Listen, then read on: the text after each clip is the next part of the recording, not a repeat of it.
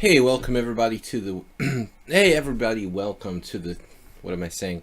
Everybody, welcome to the Tuesday stream here. It's 7+2 rapid event, Sparkle Horse Arena, for lack of a creative name. I was in a hurry, so I wanted to name these tournaments sometimes after actual players, but normally lately I've been so busy, like just making the link and doing other stuff. I just throw it out there. And anyway, I recognize that people are more likely to kind of know the tournament is mine if I name it after myself. So not to be egotistical, but we're going to leave it as the Sparkle Horse Arena, I think, for now. Hopefully we'll get some more players on the way here. Usually we get between 30 and 50 players by the end of these viewer arenas. So it's 7+2 rapid casual arena. Earlier today I was talking and I thought I might be losing my voice again. Kind of on the fence about it right now. Last week I thought the same thing for one day, and then it just was better. And then I haven't been talking too much today, just for like an hour. Arsenal fan, yeah, I mean, you're welcome for me looking at the game. I'd like to look at it a little more deeply, to be honest with you. I had a whole bunch of emails I had to send out today, and contacts I had to do, and I really wanted to look at that a little more deeply. So, you know, maybe if we have some time, we can talk about it later. I never really saw that exact variation. Honestly, I always kind of steered clear of the Portuguese gambit with both sides. Played it, as I mentioned, once in a tournament game 20 years ago, but the guy just played Bishop E2. It looks like you have several good options there. It's fine to be a little egotistical. Well, I think that, you know, unless you're like Viswanathan Anand or something, and you're so good it doesn't matter. You know, I think a little bit of ego is important to, you know, keep your self-confidence at a high level, which is kind of key. There are certain people right now who, like Kramnik, are egotistical and not doing too well. You know, I don't think Aronian has the ego problem like the Kramnik, but he's struggling. It's really, I feel like I cursed those guys by calling for Kramnik and Aronian to be, like, you know, the best hopes in the candidates tournament. But the fact that I wanted these guys to win, it doesn't mean they were the favorites. I basically think that Aronian and Kramnik would be the best matchup in a match against Magnus Carlsen. That doesn't mean that they're the two strongest players necessarily, and it certainly doesn't mean that they're the best tournament players. But if someone came out of this tournament as a winner, I thought the best chance would be with them. It doesn't look like that's going to happen. It looks like I actually cursed them. By the time the tournament finishes, Grishuk will be like in second place, and Kramnik and Aronian will be tied for last. The way that I predicted, like, Grishuk would be in last place, and those guys would do well. It's the opposite. So Aronian has a marriage problem. Yeah, well, that's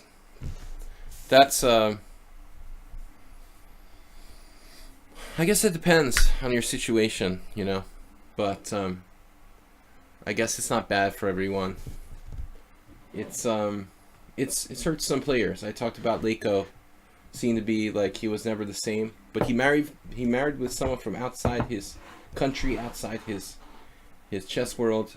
He never seemed the same after that. It was like it sucked him into like a different kind of social void or something, and Leko like lost contact with his, I don't know, his history or something. But anyway, he was never the same. I don't know if that'll be the same for everybody else, but it looks like, you know, we can safely say now in retrospect that Caruana and Mamedyarov are the faves. So anyway, we're playing the rapid tournament here. It's starting in 8 minutes. We've only got 4 players registered, guys. Please register. I will throw it out there, the link. Usually we have like 10 players by this point, so I'm a little scared. What's going on? It's the first day of spring. What's the reason why we only have 4 players here? I started fairly early with the stream, at least chatting in the stream. Hey, Morwa. What's up, my friend? You can't play. Alright, Arsenal fan. Drinking club is tomorrow night.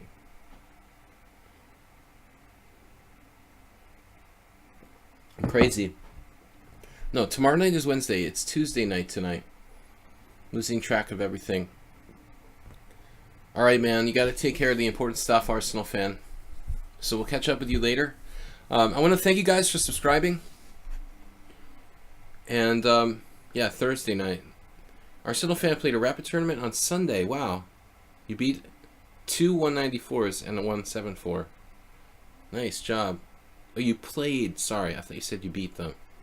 I beat everyone else. Played. What is the meaning of played?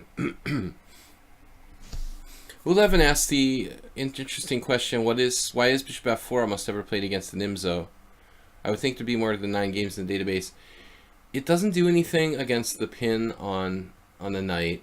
And unlike bishop g5, you know, it doesn't involve a pin of its own. So slightly more popular than bishop e3, I think that bishop f4, well, I mean, look at the Queen's Indian. Like, bishop f4 is played very commonly against the Queen's Indian, but not against the Nimzo, because there's this immediate pin, there's pressure. Again, you know, I think it doesn't really do a whole lot. Black may play c5 anyway to, like, go queen a5 or knight e4. So it just doesn't address the situation, and I think that bishop e4 is a fairly sharp move, and it just doesn't do anything to defend white's position or create many threats of your own. But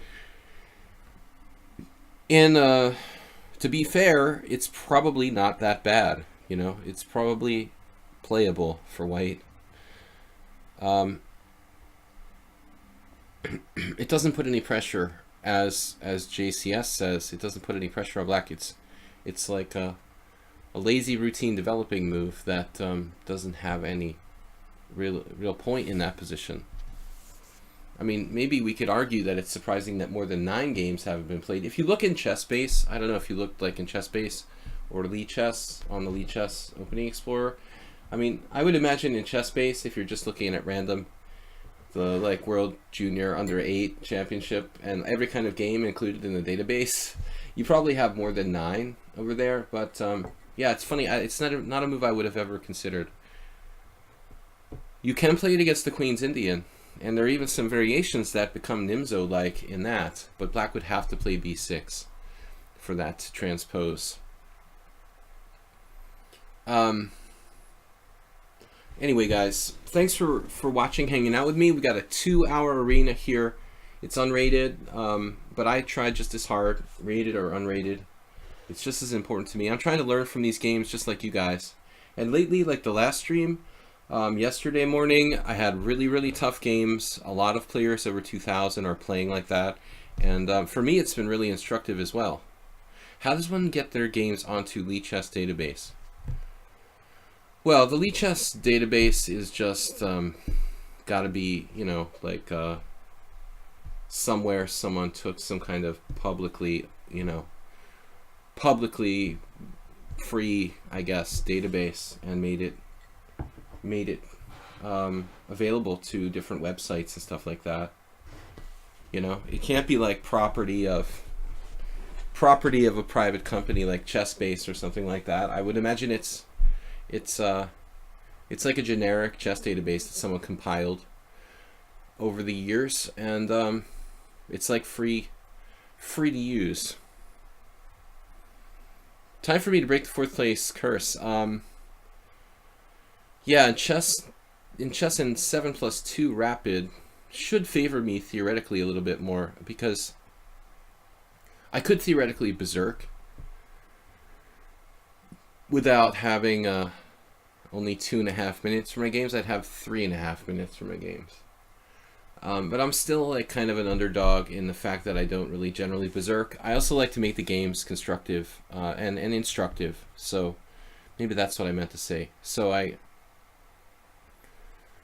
joke about it. I'd like to finish in the top 3, but you know, if that was my priority, the whole stream would be different, I guess. Antonia, what's up? Good to see you guys. So now we got some players. Tushar, Bombist, Soltigo, Morales, Nabil Hassan, Morwa, Tamali. Probably not too many classical games. I thought Tamale was higher rated. Okay, so he's 1444. I didn't know you were from Sweden. Tushar is going to win today. Thank you. Diva Karan.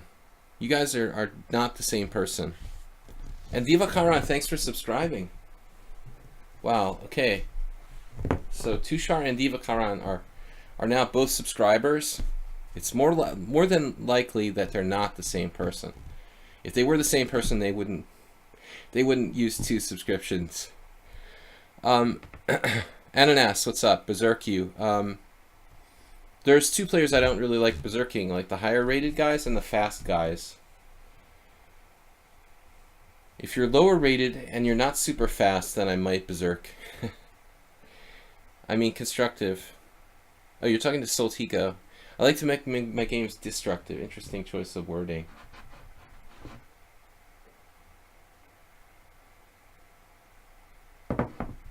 Okay, so we're about to get started. 1 minute to go. Have a good tournament. It's 2 hours. Take a break if you want to. You know, sit out.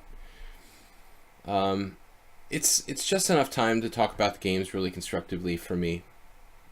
If you wanted the honest truth, you know, maybe I should do like longer games sometime. I really started the stream like 2 years ago.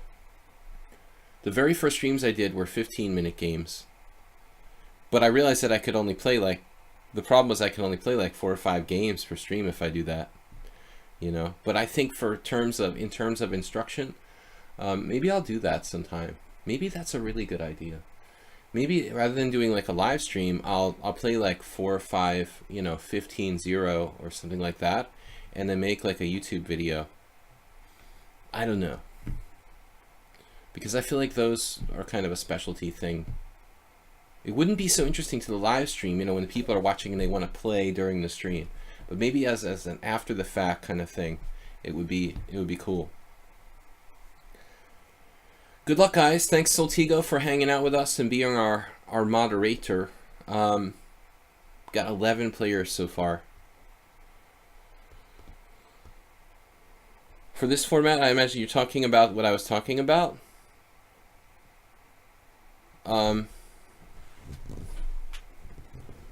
All right, Tushar, touche, 7 seconds.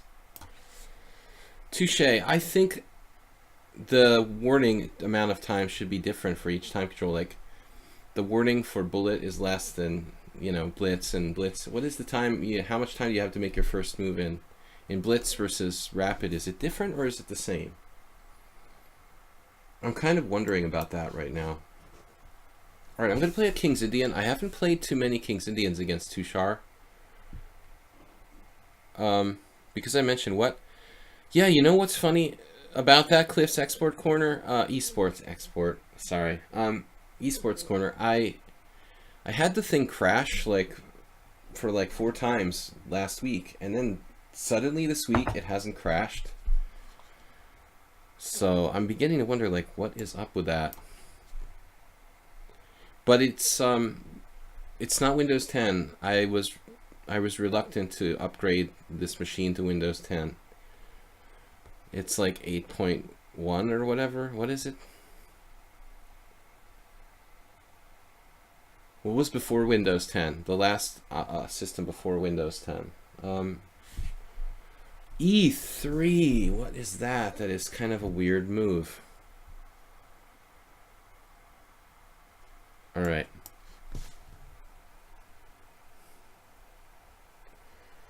Point 1. Yeah, I mean, I think it was Windows. Now, can I go D5 here? You can do what you want, sir, but why don't I take on D4? We're just going to transpose to a form of Tarash. Tarash. Which I love playing the Tarash. I like it structurally for black. I need a new computer. I like my computer. I don't necessarily need a new one. I'm not sure what was making crash. I don't have a lot of free space. But I'm not gonna go into technical details about it right now while we're playing. D5 he has, so I think Arsenal fan, yeah, C5 he had D takes C5.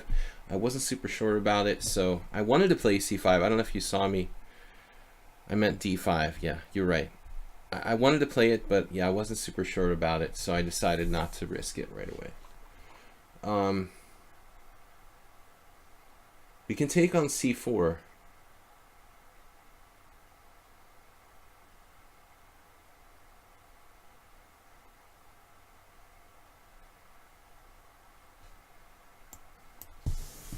Call the question.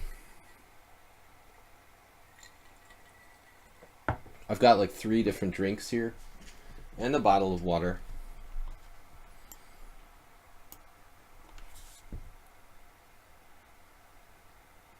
I think this is probably the best line for me because I get rid of that powerful bishop on g2.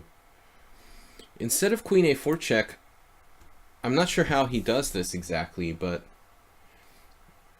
I think optimally he wants to pick this pawn up with a knight. So presumably, like, I guess knight a3. Knight a3 with the idea of knight takes c4. I mean, that seems like... And then his knight has a really good route into the center. So... Don't psych yourself out. Well, this is very important. It should run Windows 10. Of course, they tried to upgrade it. It tried to upgrade it, but I refused it. No, I concretely, like, stopped it from upgrading whenever they tried, like last year, whenever it was. So Tushar with an interesting move here, f3, weakening his king side to go out of his way not to trade this bishop off. That's interesting. Energetic chess with e5 is even possible here.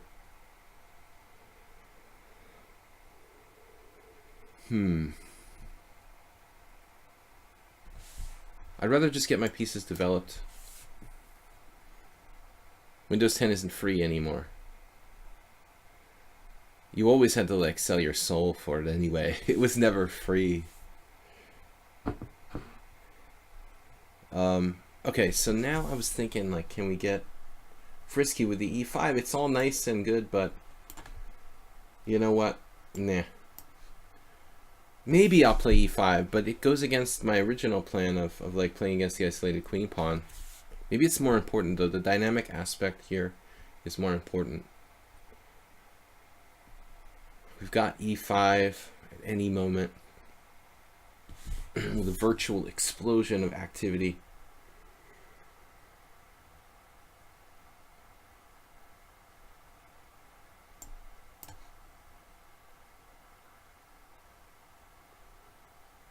Okay, we're basically... Well, did I miss just simply like queen b6 check? And would that have been stronger for me to just do that?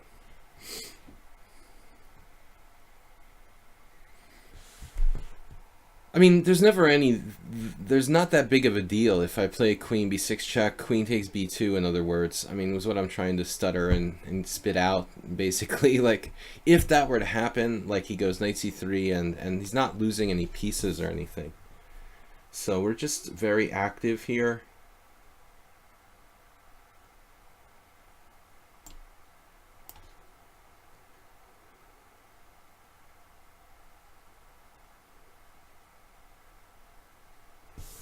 Our bishop's very strong.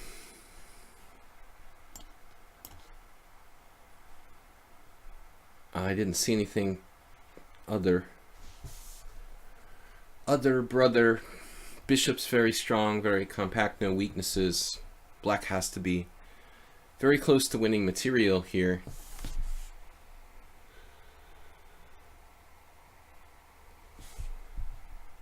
Someone asked, can I challenge please? But we're not taking challenges in the classic sense here. Bishop takes c3.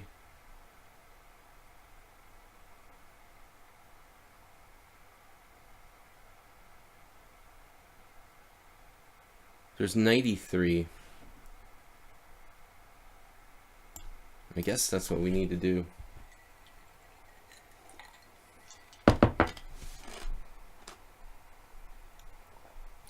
Arsenal, nothing seems forced here. I had queen b6 check. He resigned. I'm not sure you have to resign.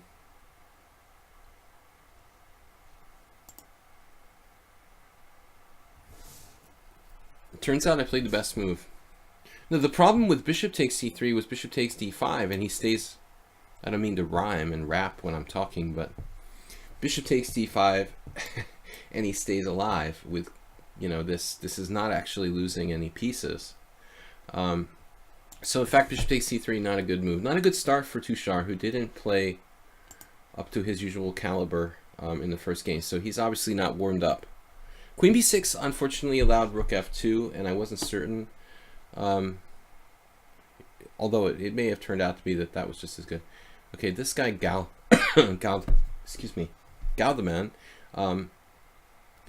also did really well in a previous tournament, I think.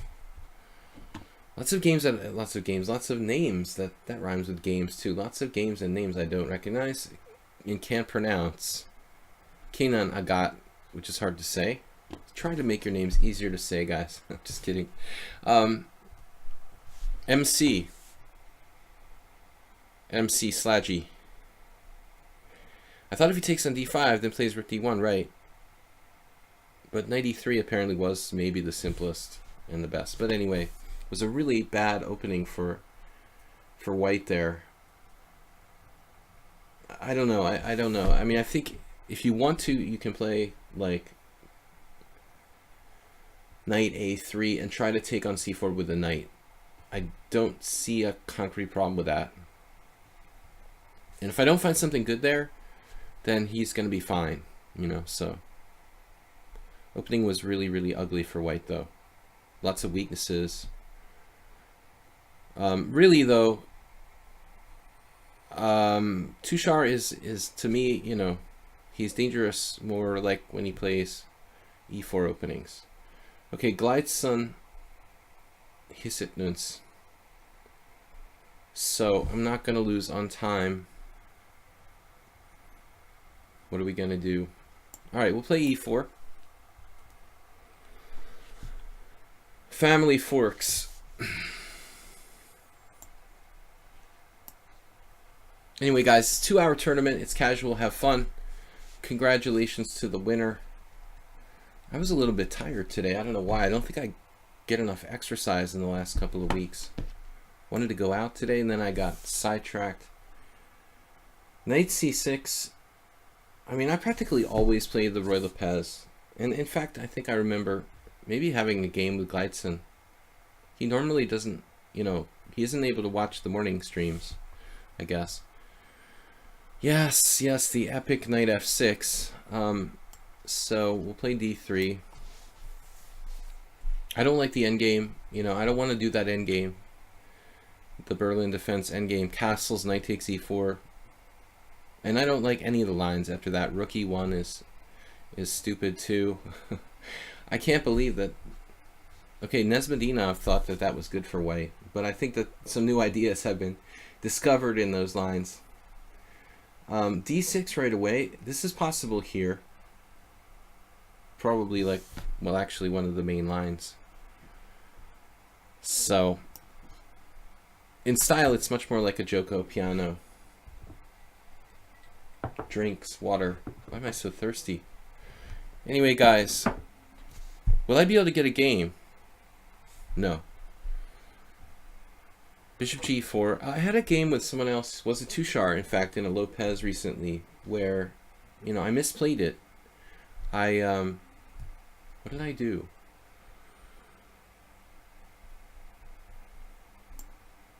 Played d4 instead of d3. Of course, in this case, there is no d4. I've already played d3. If I play d4, it's a different story. But here I'm more or less forced to do the right plan, which is to play like quietly with like knight d2, knight f1, and then maybe try to call his bishop positioning into question. But I think h3 is essential. Well, the problem is Tushar, there just aren't that many players. It's not like one of the like standard daily arenas.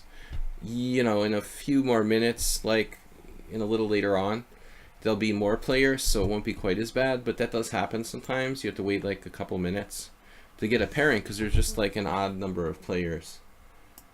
And there just aren't that many random players to go around. So it's not like the hourly blitz or something where there's 200 players.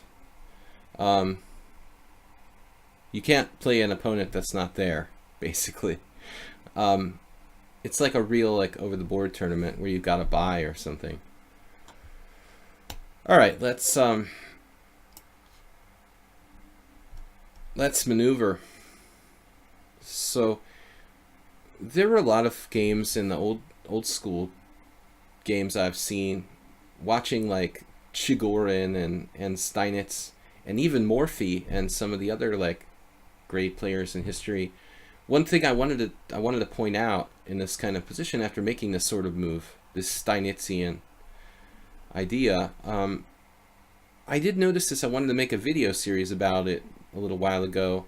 How often like the classic old school masters actually didn't castle with white and would even castle queenside in e4, e5 positions, which is something that you see a lot less frequently in modern chess, I think.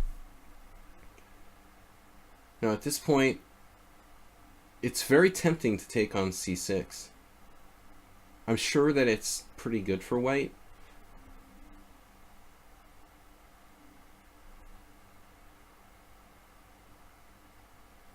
Take, knight g3, bishop g6. We could play it in a Nimzo-Indian style. I'm not that thrilled about the fact that I've played c3 here. I'd rather my pawns were all on white squares. But if you decide to play bishop takes c6 there, I think it's perfectly good. But there's nothing really convincing. Bishop takes c6, I looked at queen a4, it doesn't do much. It's misplacing my queen. Oh, Divakaran is Gaudaman. Okay. Yeah, I have serious, issues with memory loss in the last year or so, there's just only so much space for all this information. I know my brain is big, but now where to go?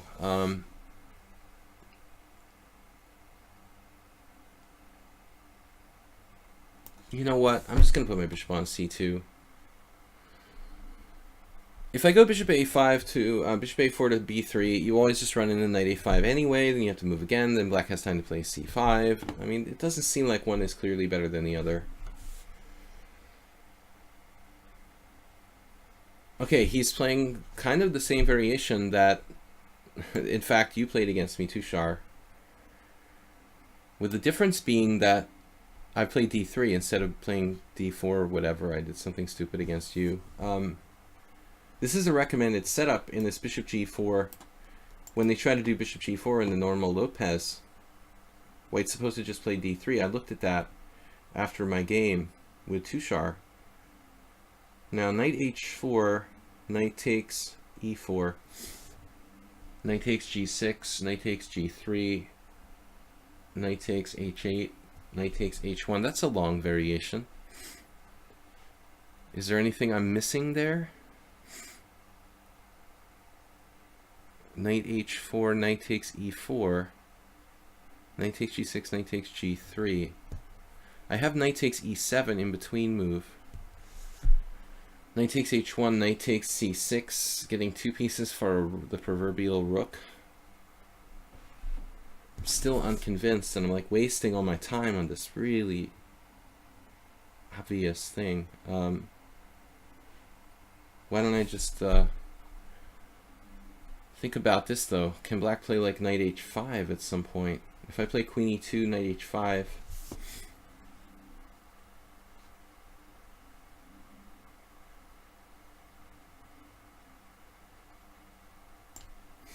Alright, well, we'll dare him to do something funny here.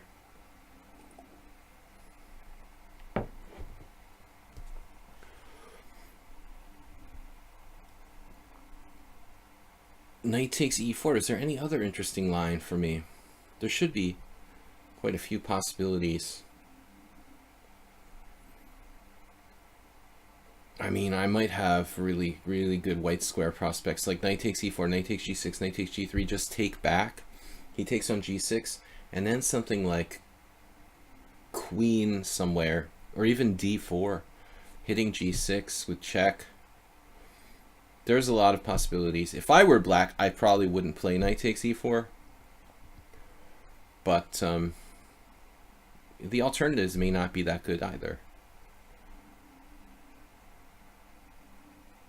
It looks like it's playable though. The question is, what will I do? Knight takes g6, knight takes g3, knight takes h8, knight takes h1. Okay, I didn't really go much further there. I have a very strong move, queen f3 actually. That threatens both the knight on c6 and f7. Then you can play like king. It's crazy complications, but it's probably good for white. Not worth spending all your time on this position, I guess. That's the moral of the story. Actually, any position in 7+2. The trick is that you start thinking you have more time than you do, but it's really just a blitz game with a little bit extra time. It's like a blitz game with bonus time. 2 seconds, not that much. 2 minutes, not that much. We're playing a glorified 5-minute game here. Nefedov, what happened? Nefedov against Ananas. Moroi. Moroi. I want to say Moroi. Moroi. Or Moreau. The more common French and easier to say French endings. Moroi is going to take this tournament down. Ananas in second place. Bombas in third. So what happened there? Nefedov. I don't know. Gladson is just... Maybe he's disconnected or something. He's taking forever on this move. Nefedov had another winning position. JCS says white typically has the edge in e45 by castling kingside, especially in Spanish. No need to take risks by long castle. Well, he went for this. Well, I'm definitely taking on g6. That's about all I'm sure about here. I think we can eliminate every other variation. I mean, we're definitely taking here. And then we're going to think, because here we have some interesting possibilities. There's knight takes e7, there's knight takes h8, and there's even queen f3 could be like a kind of transpositional idea. But knight takes e7, knight takes h1, knight takes c6. My knight is kind of messed up there. But then again, I have these in-between moves like queen f3. You can take your pick, basically. Maybe this is easier.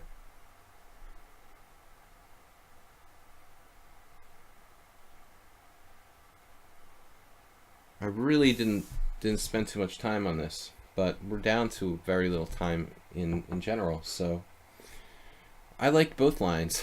Knight takes e7 and the other variation with knight takes h8, knight takes h1, and queen f3. That is probably winning as well for me. That actually, I mean, I kind of need a reason not to play that because I'm threatening mate in 1 with queen f3, queen takes f7. And I'm threatening c6, basically winning everything. So I think I actually should have gone with that line. Now he has queen f6 maybe. Yes. But even the ending is totally winning, right? His knight is not getting out here. It's the Roach Motel. Can he trap my knight with a5? No, there's no way. a5, d4. Okay, that's his only chance. Take a5, trying to trap my knight. Then I can play like bishop b3. And all bets are off. Just lost for black. But, you know, he couldn't resist the temptation of winning a pawn with knight takes e4. But in principle, it was a bad idea. So I have this at least. You know, if he tries to trap my knight, I guess he can play king d7, but then I'm getting out. Well, the a5 is probably the safest. Can't really attack it on a5.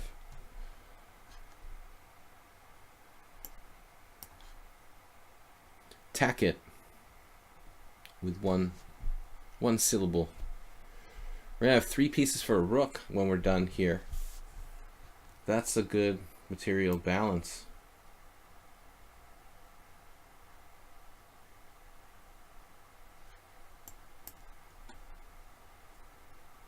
Okay, now if we take on g4, he starts to get some sort of counterplay. But on the other hand, I can't just entirely ignore it. Take twice on g4, he plays like rook g8, then I play f3, then he has h5. Then I have g5. Ooh.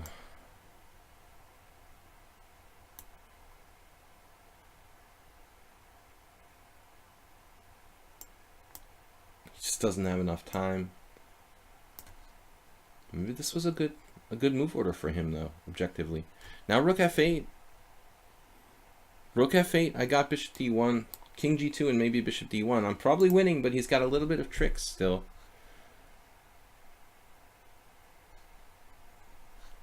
Join the tournament. Let's join the tournament. I thought we already joined.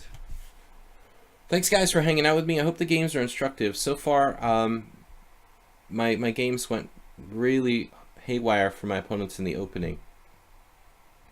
Troll guy is weird. Tell me about it. Where is the troll guy? 24 players. Let's see. Acerbate, are you playing? Magnuts, Carlson. Nefedov, what happened with Nefedov?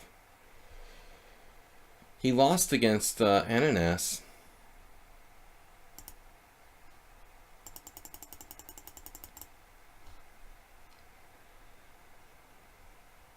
Ananas was playing a Slav with the white pieces. Yeah, but this was a strange sequence by Nefedov, trading on b3 and giving up the center there. I don't like the look of that at all. Alright, Ananas joined the game. Thanks for waiting. We've got Ananas with black again. Alright, 16 seconds. Let's just try something weird. Sometimes we got to go out on a limb and try something weird. He's basically a good strategic player, so maybe this isn't really like a great way to play against him. I don't actually know bishop e5 check what I'm supposed to do.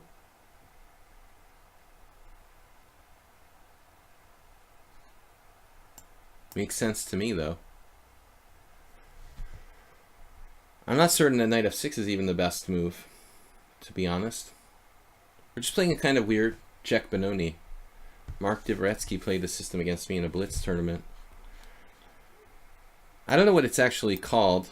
I'm just making this up as I'm going along here. Uh-oh.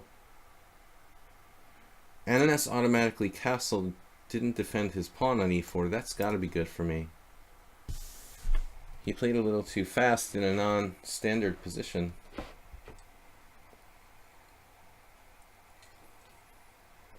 Now knight d2 also played very quickly. I'm up a pawn here. I think I should exchange pieces. So another game where the opening went really well. Although I never ever played this system. I just thought it would be something that Ananas wouldn't be comfortable with either. Or at least, even if he's comfortable, he's not like really knowledgeable. We're both on, you know, equal ground, basically. So I could play f5 here. I mean, there's certain risks involved in that, but it's not the safest move in the world, though. Let's play a little safer with knight f6. I got nothing special we have to prove here. I'm up a pawn. You know, I don't have to take risks, and that's what I try to tell, you know, I try to give the people the same advice. Bishop g4, pin it and win it. Maybe a good move. Bishop f5 is also interesting. Interesting. I don't think I should be greedy and try to win another pawn, though. I was looking at like bishop f5, bishop e4, but that's exceptionally greedy. Ananas is like playing bullet chess. Oh. And that looks really, really weakening. He's fully desperate. All right. I don't see me having any tactics with knight takes d5 here. But you have to do something. You know, he has to do something. Bishop g5. This, I think, is a very bad move. Knight takes d5 now. I might even have it.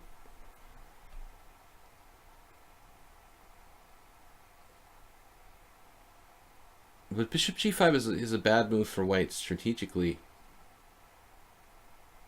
Not so much about like tactics or anything, but why do you want to trade your dark squared bishop?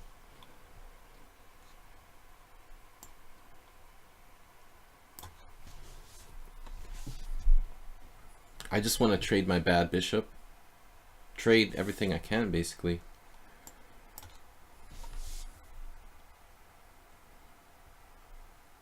Now here I think he might have had h4.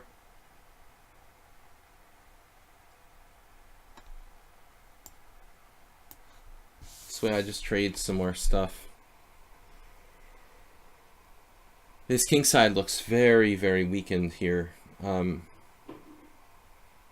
But he's probably been playing too much fast time controls and he can't slow down. That's what it looks like to me. Too much energy drink? There's something wrong with knight takes d5. Well, you got to keep in mind that we have a pawn up already. And if knight takes d5, there are going to be variations where he ends up taking on b7, I think. You know, so not all that clear, really.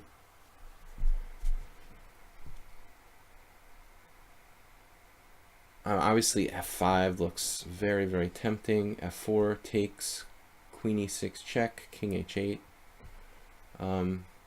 Yeah, I gotta like f5 here. This just looks like I'm a pawn up with his king being vulnerable. Oh. Alright, I mean, it's a little complicated, but it should be good for me. He's going to basically have no king side.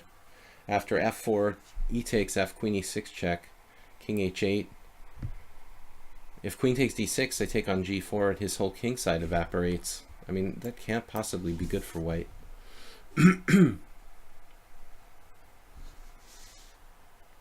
I could also play bishop f7, but I don't think I like that. He's got no king side. Nulla.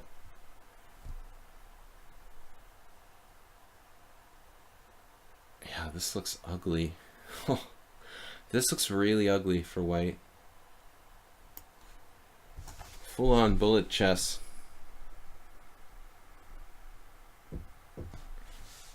You get addicted to the fast chess, that's fine, but you gotta, like, you know,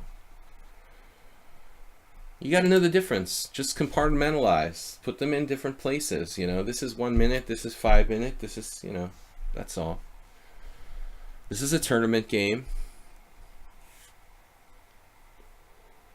You can't play like it's blitz in a tournament game, you know, and the same applies to like rapid or anything.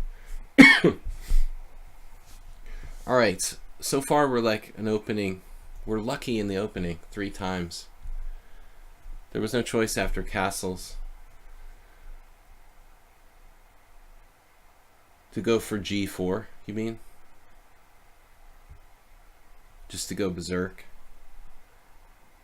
There's always a choice. Play really passive and hang on for the draw.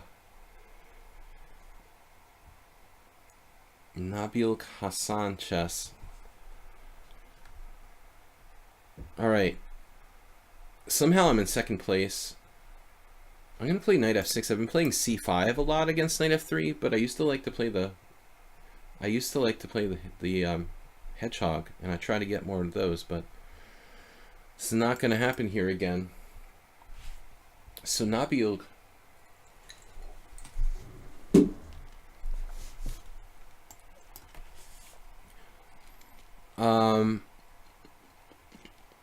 we've seen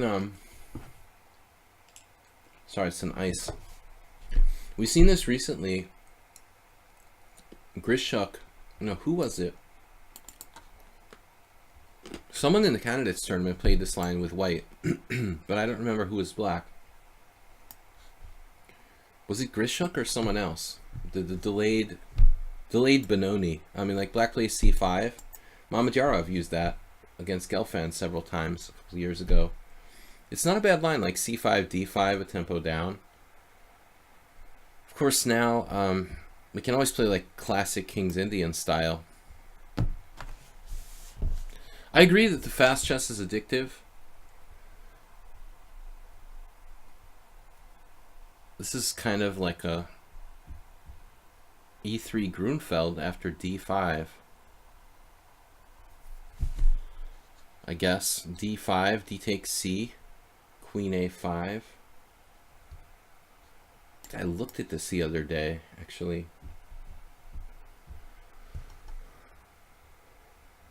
The problem if I take on d4 here, well, there's no problem. Actually, that's probably what I would normally do, but the irritating line is knight takes d4. There's a guy here in Hungary, international master, Itzhak Jula, and he does stuff like that. It's impossible to like beat him. So now we could be like Magnus Carlsen and play bishop e6 or something. But I think realistically, you can take on c4. Then he trades queens. I can get the pawn back. I have to watch out for like stuff. There's stuff. So I'm just going to play queen a5. Watch out for stuff. This is like a Catalan with colors reversed. It's not like a Catalan with colors reversed. It is a Catalan with colors reversed, I guess. I'm not sure how good this line is, though. Oh my.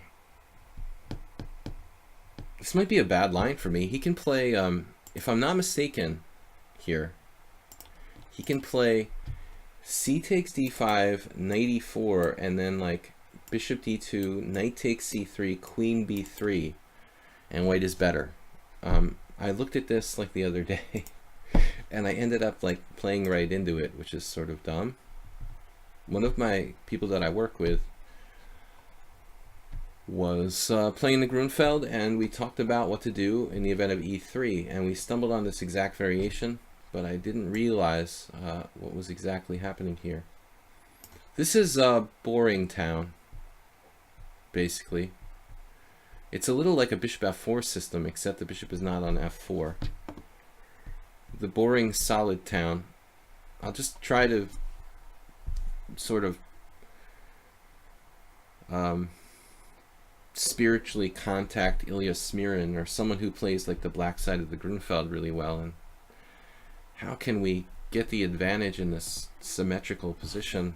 We have the bishop on g7. I mean, usually that's really vital. So I think that's a good step in the right direction, but it's still extremely symmetrical, hard to gain an edge. Alright, so Aldisto's out in first with 16 points. Where is that guy coming up with all these points, dude? Haven't seen him on the stream too much lately. He's like juiced up. Queen a4. He's not developing his queen side here,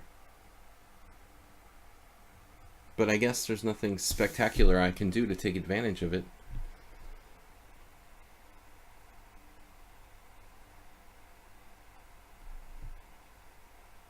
We have any number of different moves. I was thinking maybe bishop f5, but that could allow e4. Bishop e6. There's always bishop d7, not a very sexy move, but it's, you know, somewhat logical.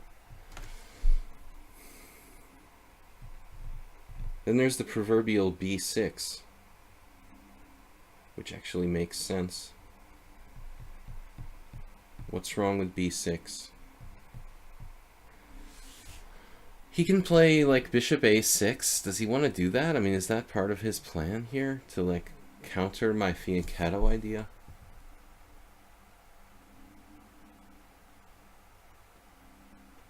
I mean, one would have their doubts about that.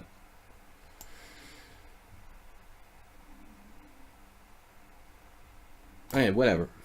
I don't think he's going to play like bishop a6, and even if he does, it's not a developing move.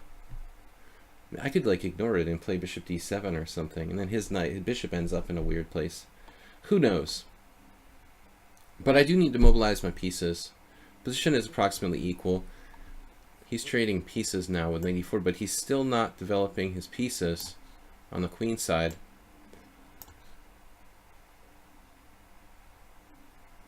Got the very powerful bishop on g7, freezing his queen side.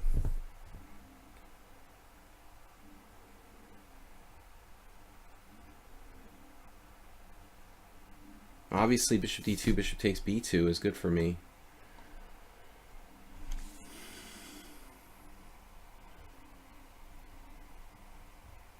So berserking plus fast aggressive play almost always beats solid, more correct play in arenas. Well, I don't know about the aggressive play versus solid, but it definitely is faster. I mean, I think the speed is the important thing. But playing crazy, I mean, yeah, in arenas, it's like you got to be willing to just lose a lot of games so you can play more games and win the quick ones. You know, just keep resigning the bad games, and you know, I'm not trying to do that. Queen g4 is an extremely strange move. Hard to really conceptualize what that's about. Why queen to g4? You know, that's the real weird thing. Maybe I should have done rook a d8 or even rook a c8. I don't know what he's doing with queen g4. It seems like a strange square to put the queen on. There's nothing going on with g6.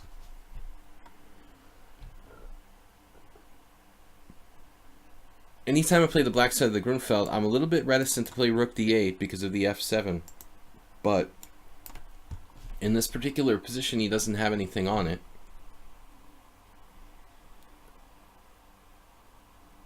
But my main focus isn't on winning the tournament. I cry and moan at the end of these tournaments very often about the fact that I didn't finish in the top 3, but in all fairness, I just kind of want to play quality chess.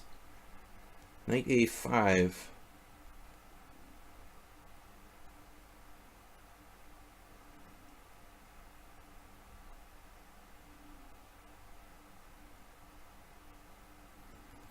Problem with knight a5 is like knight to d2. I can't mess around too much here.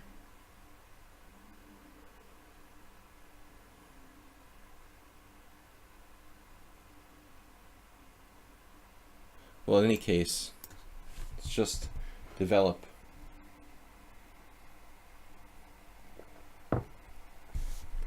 When in doubt, just develop your pieces.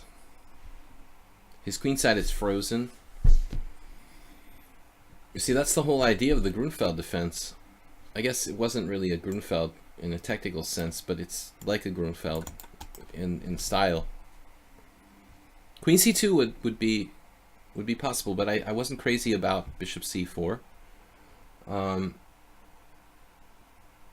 I thought that maybe bishop c4 would force him to bear down on my weak point on f7, so I wasn't sure I really wanted to go there. That's one of the reasons why I played rook c8, to take that away from him. You know, now I've got possibly queen c2. It's a little different when he has a whole rook hanging on a1, you know. Another thing, like, in general, just a piece of advice, don't just play like moves that attack things, you know. Kind of keep it in reserve. This queen c2 idea I was sort of saving for the right moment, you know. Now it's much stronger. But he's just losing a rock in this position.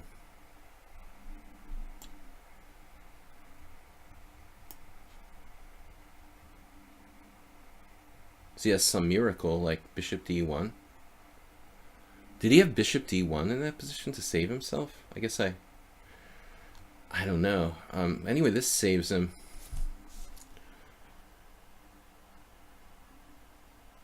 h5.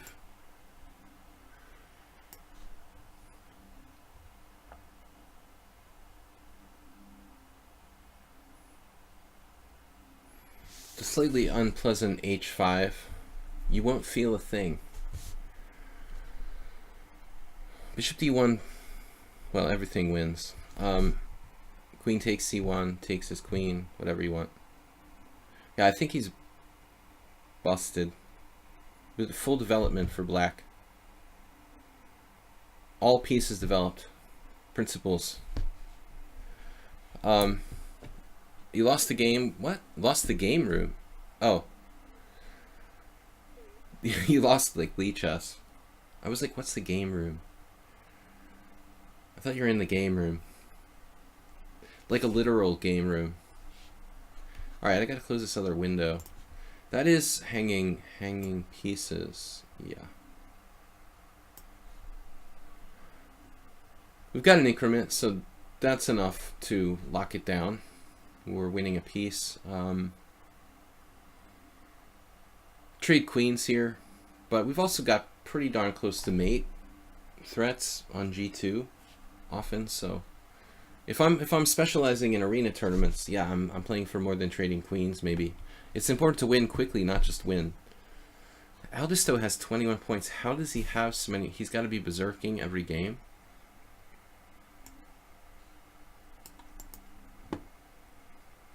I'm again like, okay, I like to compete, but I want to play well. I want to play quality chess.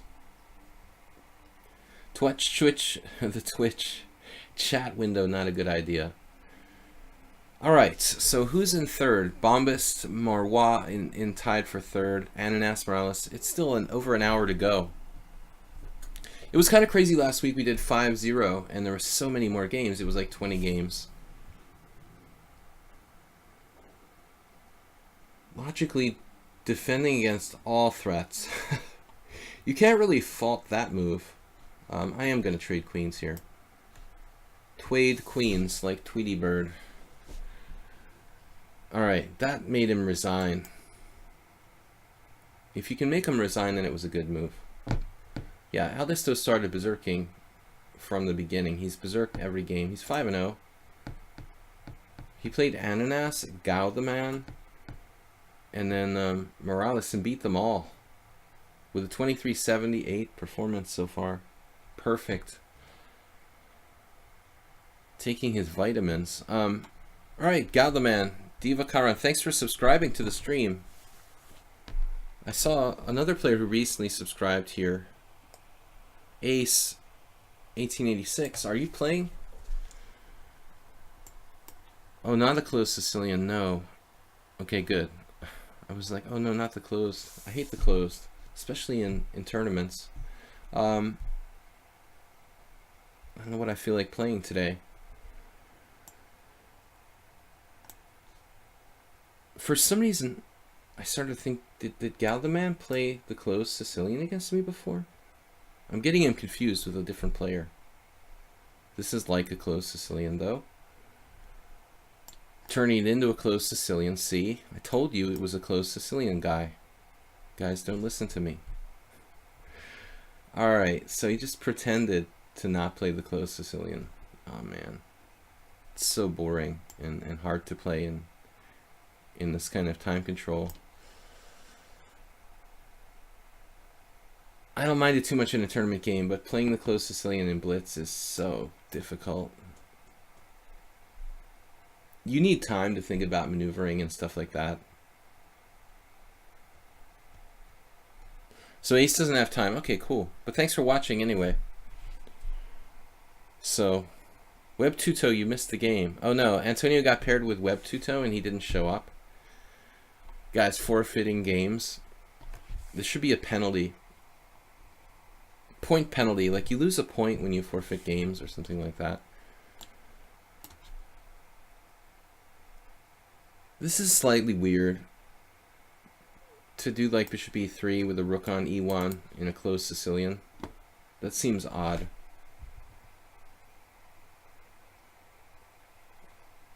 Guys, thanks for tuning into my channel, International Master William Paschall. We do stream like 6 days a week for the most part. There will be a break coming up next month when I have a tournament, but 6 days a week, Monday, Wednesday, and Friday in the morning I do Blitz. Blitz and Rapid Chess against viewers.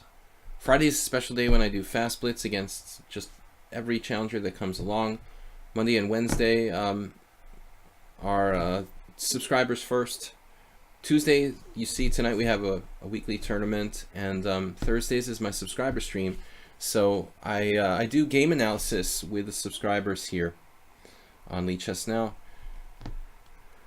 This is kind of like a classic thing. They do this bishop h6, then you have to put your pawns on dark squares. And at the end of the day, the position is just like equal and kind of boring. Actually, speaking of Aldous, though, he used to play these kind of lines.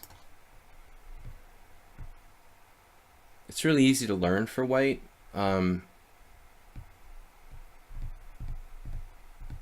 sure what to do now, realistically. Where does my bishop belong, ideally?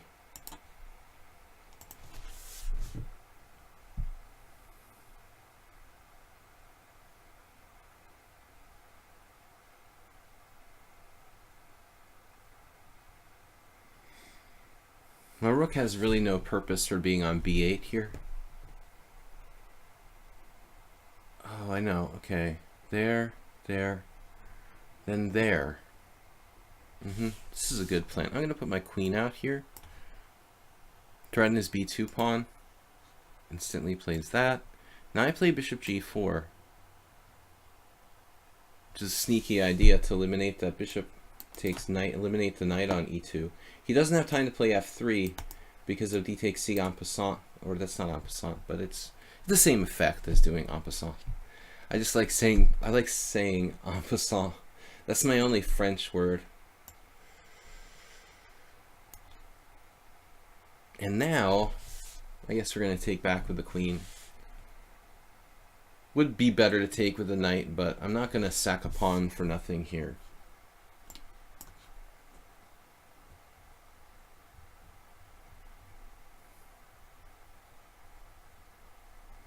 We have ironclad control of the d4 square.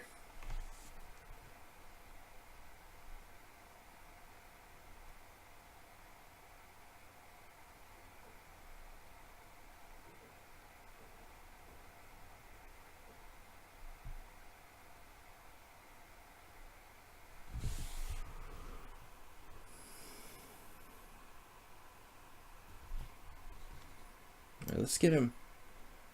Let's see if we can get him to weaken himself a little bit.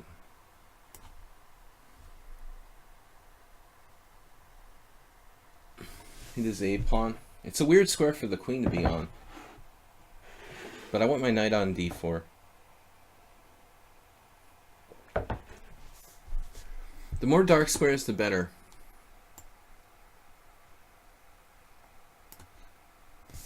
I'm saying on dark squares, my queen is very mobile. Here it can go back to a5. We're surveilling this. I've got knight coming to d4. Black is slightly better, I think, with a strong knight on d4 in the works. Wow. f4. Just... Alright. Now I guess this rook f2. And what are we doing here?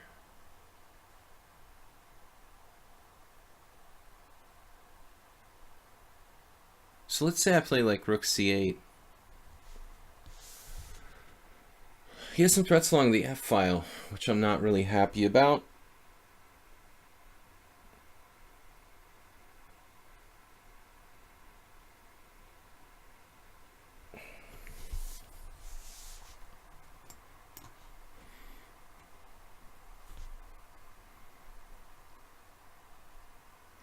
I guess I can always take with the queen on e5 even.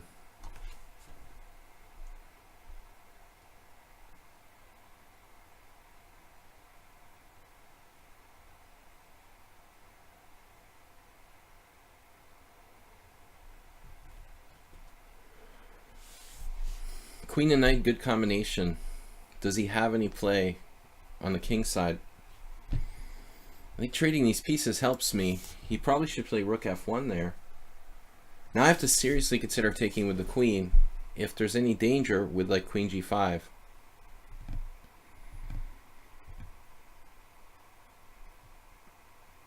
Pawn takes e5, queen g5. And then I have to protect f6. But I have moves. I have rook c6.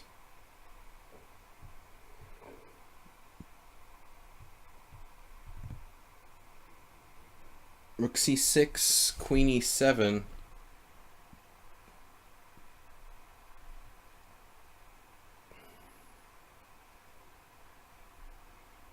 That queen e7 looks really nasty. I think queen e5 is fine, you know? Structure, it doesn't mean everything.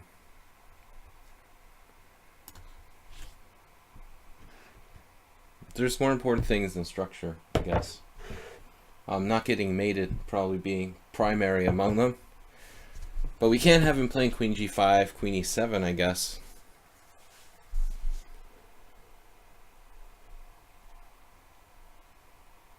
Okay.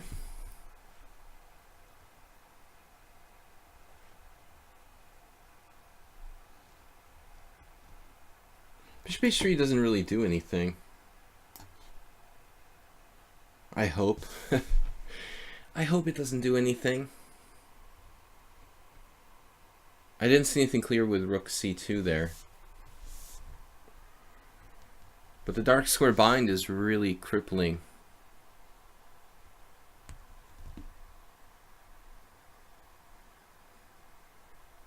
White doesn't have much threats. Bishop e6. Prepping d5. We're never going to prep d5. You're talking about my game? I have no plans whatsoever to play d5. All right.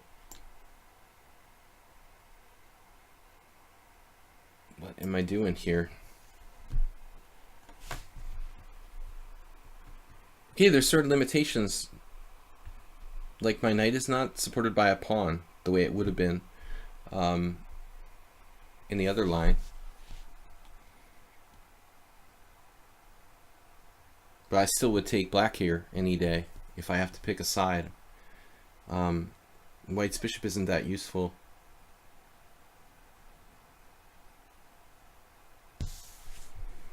He's playing really solid though. My toughest challenge yet today. Aldisto has a ridiculous amount of points, dude. How does that guy have that many points? How many games has he played to have 31 points? What is that, like 10, 12 games? How does he even have that many games played? Now rook c2. Well, I'll take it. I don't mind trading here. I mean, you're gonna... Yeah, he doesn't have there.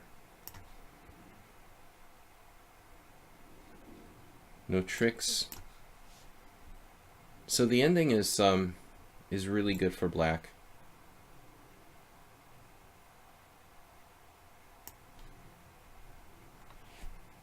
Queen and knight combination is just legendary. I'm not saying it's a win, but it's really hard to play for white. Computers are especially good at defending this kind of ending.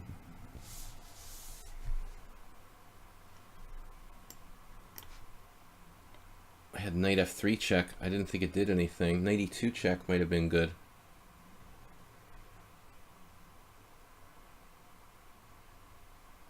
Still not that convinced. He's guarding against knight e2 check now.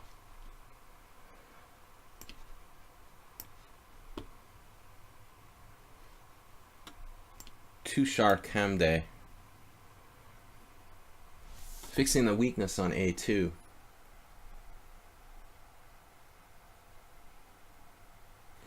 Now, if I could even improve my king, that would be good.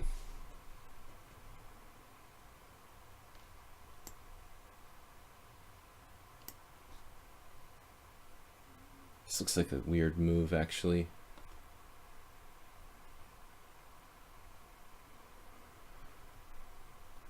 Probably trading queens would be really good.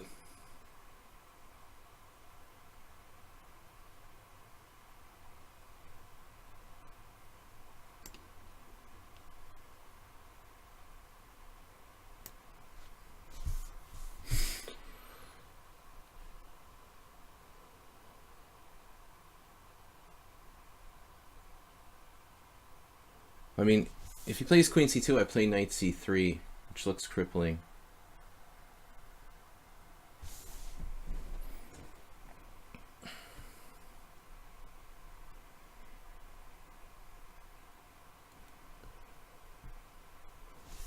Maybe he can survive somehow.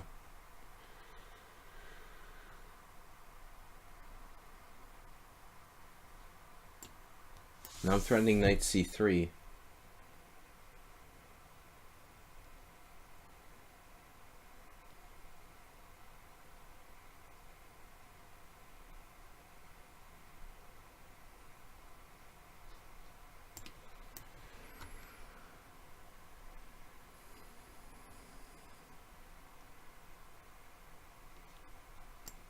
Let's get the king a little closer here.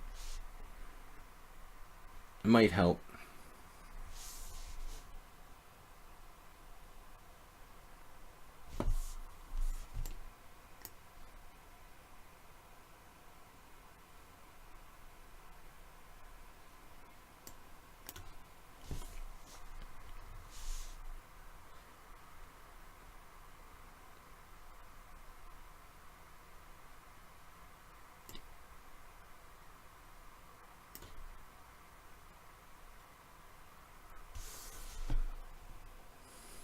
He can't take with the bishop.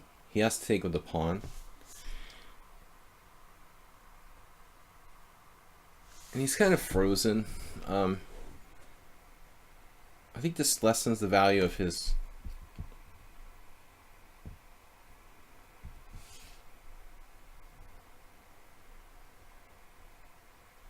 position. I guess you should play e5 check there objectively.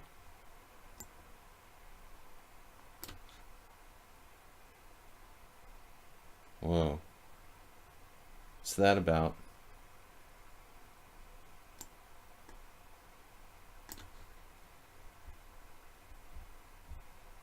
Like, he's hanging on?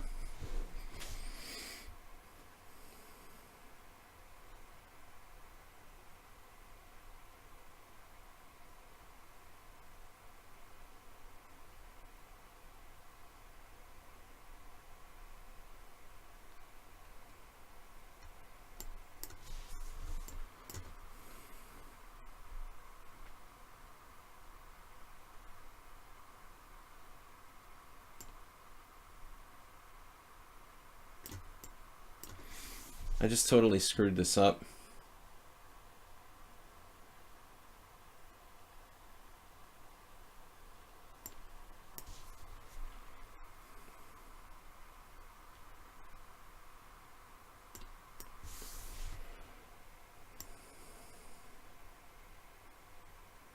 What happened there?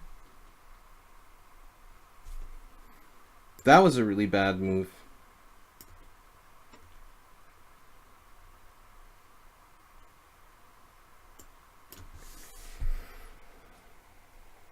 I think I was like lost, probably.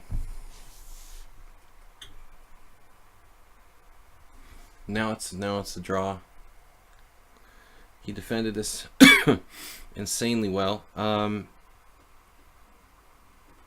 don't think I can win. It's not realistic here.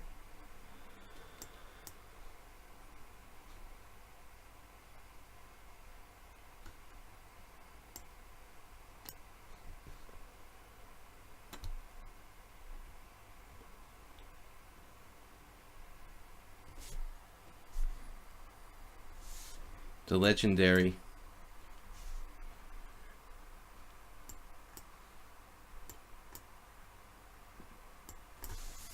I don't know, man. I guess I was winning somehow, but it wasn't so easy.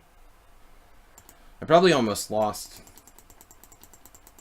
It was an amazing endgame by White to find counterplay here. He's lost, I guess, but I have to find very precise moves. After h6, I don't know. If the computer thinks I'm better here, I'm not really sure I believe this. Takes. King takes d4. Isn't he like taking my pawns with king h5 here? You need a computer to be sure about that, though. Apparently I was winning. Couldn't calculate that fast. Or Wa against Galdeman now. They've already played 10 moves. I just finished my game. How is that possible? Was he playing 2 games at once or something? That's weird. He must play 2 games at once. That's how Aldisto gets so many points. Who is Aldisto today? He just crushes everybody? 2394 performance so far. He hasn't been on the stream at all lately. 8 wins. He's been playing Blitz, but nothing else. He hasn't been online in like a week. Alright, let's go back. I had a lot of winning chances. When did this game start?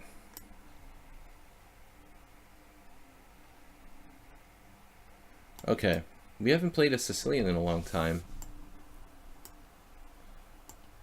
Seems like he's stronger than ever. Has his rating gone up in this tournament?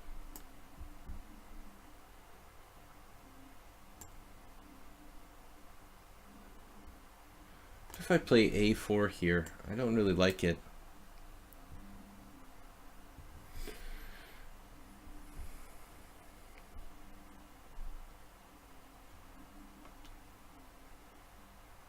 Okay, we've had this a lot. I like this line for white.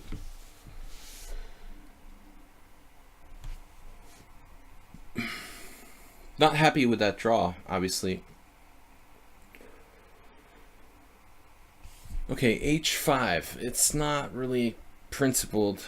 Not really a principled move, I think, for black.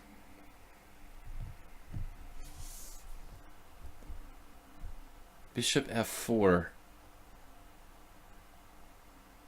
E5, knight takes C6.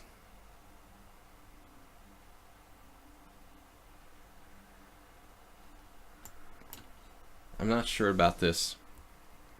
He's used 0 times so far. Now I'm basically threatening like knight to D5.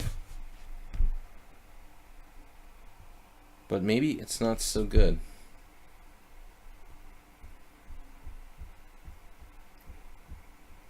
I don't like this coffee house line. I've seen, and I've said this to him before, but he still plays it. There is a lot of solid ways to play the black side of the fianchetto Sicilian. I'm not sure that I played this correctly in this case, though. Maybe I played Rookie 1 in the wrong moment.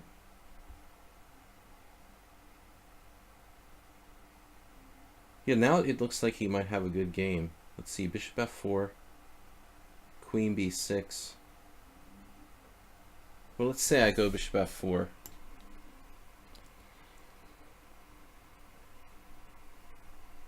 I don't know for sure. Bishop F4, Queen B6 doesn't really look right. Queen B2.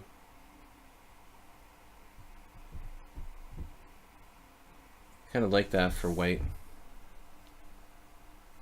He can go into the ending. Or play D6, I guess. I thought D6 there looked right.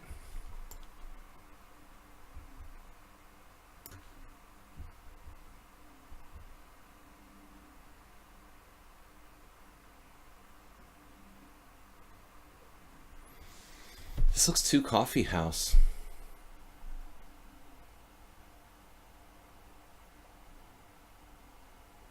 But 91 is passive.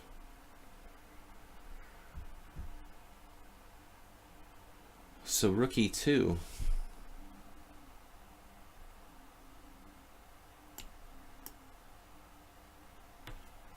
It's like he doesn't even need any time.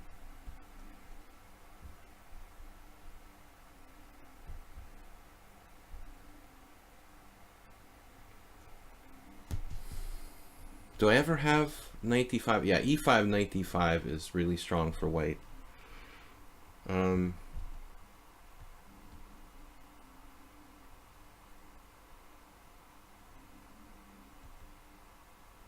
I think that's got to be good for white.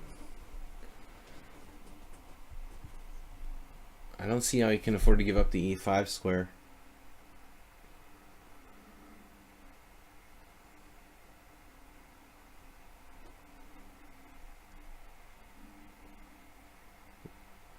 e5, knight d5, bishop takes f2, rook takes f2, queen takes f2, knight takes f2, knight c7, check. And win his rook on a8. I don't think he can do that. Rook e2, knight a4 is the idea. I guess my original idea was to play knight d1.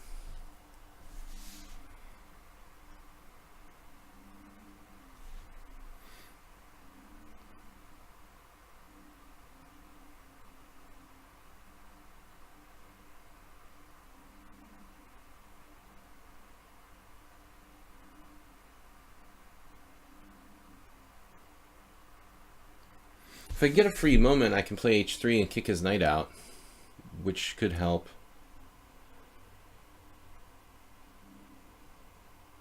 I want to kick his knight off of g4 if I get time.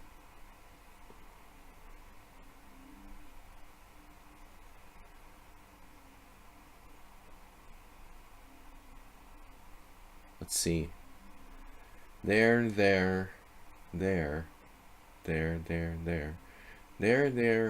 I don't want to give away any moves. There's not that much delay. So, I don't know. I don't think I played this quite right, though. It looks like he's hesitating. He's really hesitating here. Big time. He lost the thread. He used a lot of time and didn't find something really to keep it flowing. And now white is better. Just a3.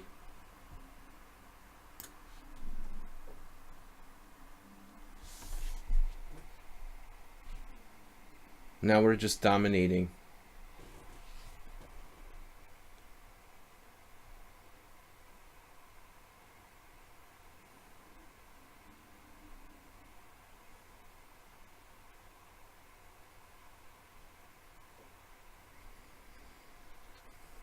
This has got to be good for white.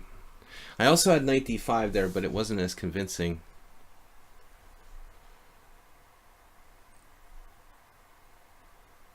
Maybe I have to take time out to defend my b2 pawn, though. I could trap his queen.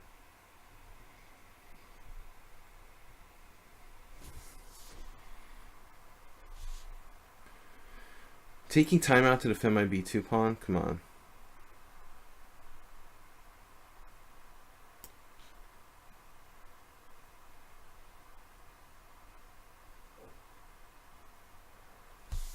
Maybe now we bring the rook back to e1 if he takes on b2.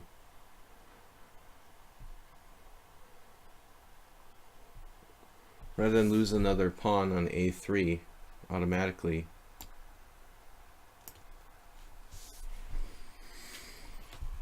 His position is pretty compromised for the sake of a poisoned pawn. I would say basically like fatally compromised.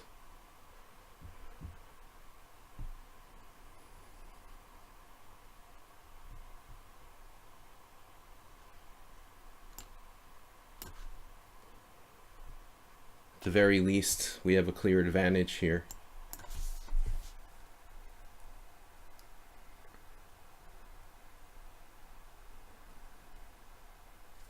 It's not that easy to get in at him.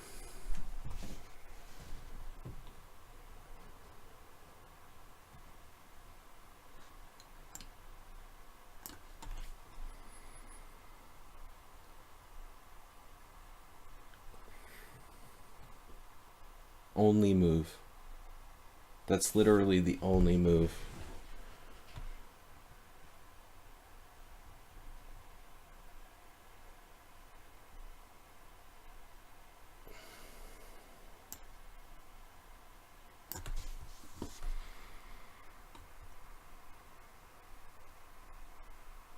Maybe he'll move his knight or something.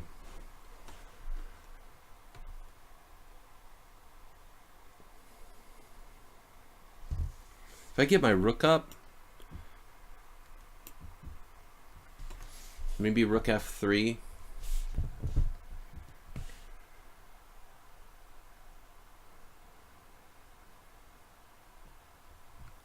Let's see, what does he want to do here? King f8, rook e3. Actually, even rook e4. What's that? He's just hanging g7. Whoa.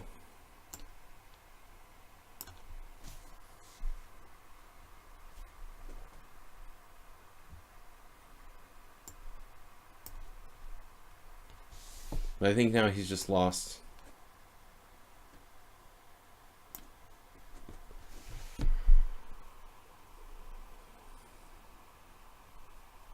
He lost the thread when he played like bishop b4. I don't know. He had something going there, but looks bad now. USA living in Hungary. Your accent is so good. You're from the... I'm really from the US. He could have played rook g6 there, but I think he's still falling apart.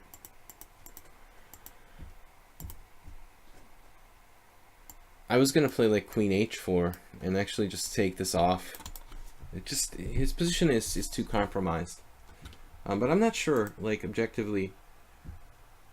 This has actually been played. Wow. Only Chinese games. We'll call it the Chinese variation. Yep, this was actually played. Wow, same exact game. Yeah, he lost the thread here. I thought queen takes b2, rook b1, queen here. But now I have time for h3, so I guess it's not that convincing. Anyways, all right, guys, back to the drawing board. It's a risky variation for black. What can we say? Bombas is now ahead of me. Why? What happened? I had a draw. Wait. I forgot I lost my streak starter because I drew with Galdeman. Okay. There goes the streak starter. I'm crushing everybody. He's crushing everyone playing ultra bad against me. No, he always plays that line, man. I mean, that's his variation. Ultra bad. I just played ultra good. He didn't play ultra bad. I just played ultra good. I'm slightly high rated than the other opponents. But, you know, we've had a number of games in that variation, and I was kind of hoping for that. Because I don't trust the way he plays that. I told him that before. It looks too risky for black. Okay, Morwa. What are we going to do? We gotta take him out in the opening and with tactics. Want him to be sharp against Morwa. Sharp and openings. It seems like he's a decent positional player, and he's fast, and he's sensible. King's Indian, again, playing for a win with the King's Indian, usually a good plan.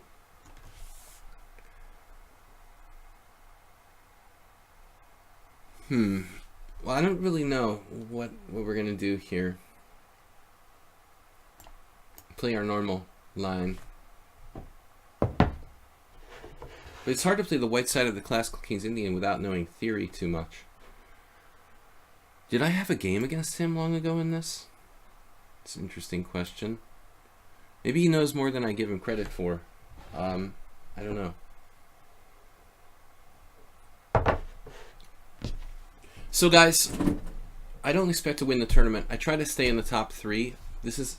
Oh man, I had a great game in this line. This is not really a line. It's a pretty rare variation. But I had a really, really funny game in this line. I wonder if we could repeat it. I'm trying to remember how this went now.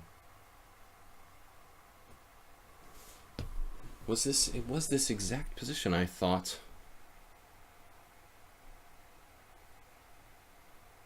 Now I can't really place it.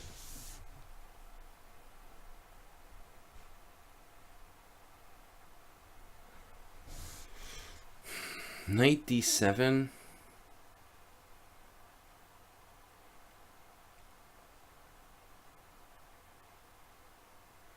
See, this is what I'm talking about with the memory loss issues. Knight d7.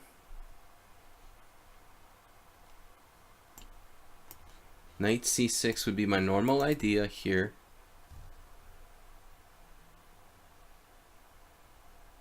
Oh, I think something almost came to me for a second there. How did this go again? Castles? No, this was maybe that move? Oh, maybe it was that move. Oh no. I don't remember this though. Something's different. Something different here. Knight c6 it must have been. That's it, knight c6. Okay, I played knight c6. Yeah, this is correct. He takes with the queen here. Then I have to attack d4 with my knight. I don't see how he can justify devastating his own pawn structure there. I remember now. This was the game I had before. Now he has to find a way to protect d4. It's all in there, but it's like stored away in some very strange compartment. Now you have to protect d4. How do you protect d4 here? That's the problem. There's only one piece that can protect d4 there. And then we have this. This is really evil. Evil Knievel.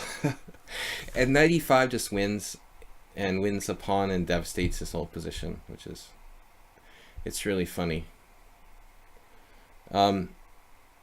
This is like a really obscure position. It's sort of funny that it would happen twice in my games, like inside of a year or something. Smash me for 35 moves. Same pattern every game. Play tough in an ending and then lose.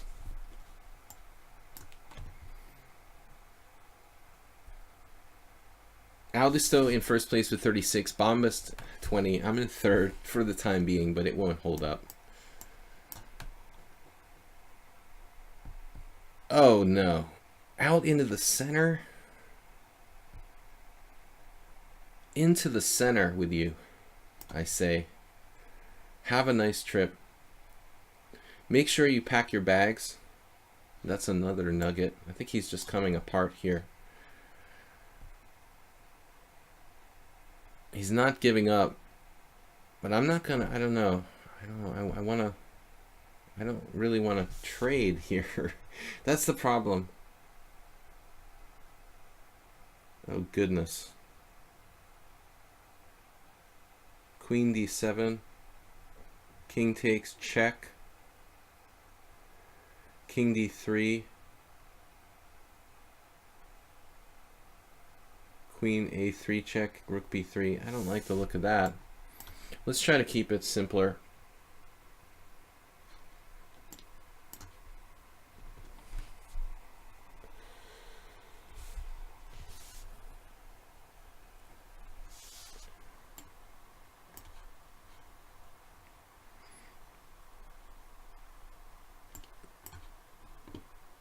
All right, this is looking pretty bad for white, but it's a very, very special trap. I hope nobody appreciated it. I got no comments in the chat about the beauty of my combination. Not one comment. Oh, that's awesome, man! Great, beautiful idea. Just people lamenting their losses.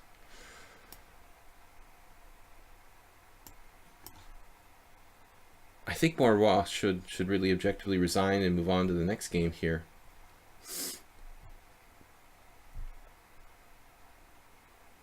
I'm going to try to keep my pawns together. Double attack.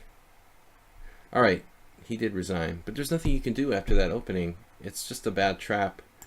The truth is that this actually happened... may have happened in an actual game.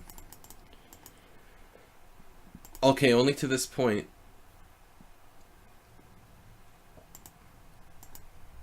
It's actually not that bad for white, but you have to play d5 here. Only move. And in fact, I think this happened in 3 of my games. Like the first time I didn't see it, and the second time I actually knew about it, so I did it. And this guy found it, this Bibek Kunasov. He got it on him with 95. You could easily like miss that, you know, if you weren't really having a good day. You just don't even consider the possibility of 95. Oh,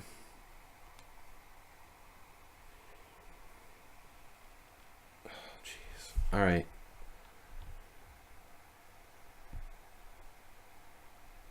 Poor guy lost like almost all of his games, dude.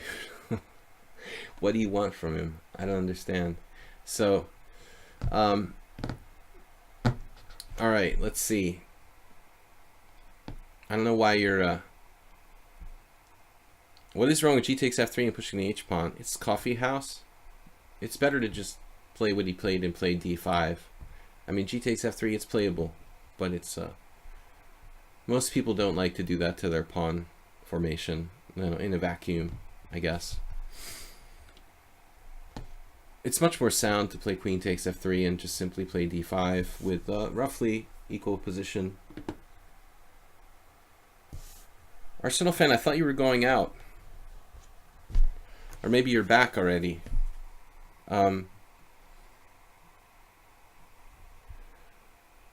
Okay. Aldisto with 36 points. He hasn't played since the loss? What's that about? He's just resting on the 36 points.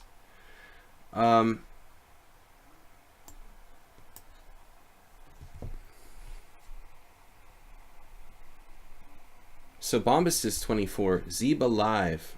Wait, Zeba Live. Ah, that's that guy again. He usually has a really high score in these tournaments, though his rating isn't very high. He's had some insane results. A lot of regulars here. I'm playing Nabil. I don't like to play the same. Whoops. I don't like to play the same players twice though. Coffee House. Don't know if you. Oh man, I have the utmost respect for that guy. He's not Coffee House. He's just having a bad tournament. The best players in the world. But that's why I don't agree with deciding the challenger for the World Championship to be based on one tournament. Everyone has a bad tournament, you know. It's not a good means of determining the challenger for World Championship match play. You're going to get a random result when you have one tournament. It'll be Caruana this time. Next time it will be Mamedyarov. The time after that, like Karyakin would win the tournament.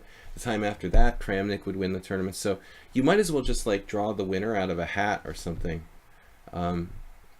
Here it's kind of weird. He's playing this Catalan with a knight on c6. I guess that's not great for black, but I have to watch out for knight takes d4.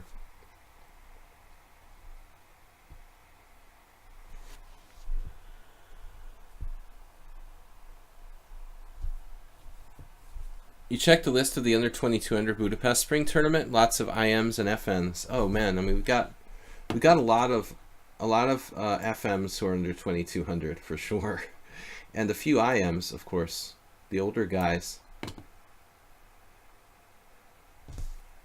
I mean, but you know, they're not like too many sandbaggers per se. I mean, these guys are guys who legitimately like lost their rating points for the most part. There might be, you know, the odd one that like maybe lost a few extra points on purpose to play in some amateur tournaments, but for the most part, you're not gonna have that issue.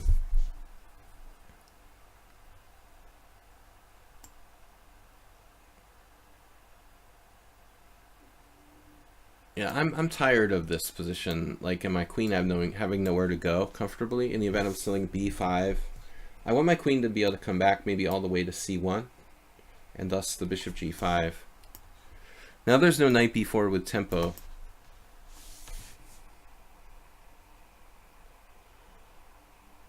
So knight d5 trying to trade pieces here. I can simply just play knight c3 and challenge the center. Problem with that is I would have to take back with the pawn on c3, which denies me play along the file. I guess e4 is a good move. You know, come to think of it, I mean e4, it's certainly not a bad move. Maybe it's simpler to take on e7, but then I'm giving him better chances of breaking with e5. All right. Whatever. Not an orthodox way of playing the black side of the Catalan here. Knight on c6 having trouble. If it can't go to like b4 with tempo or something like that.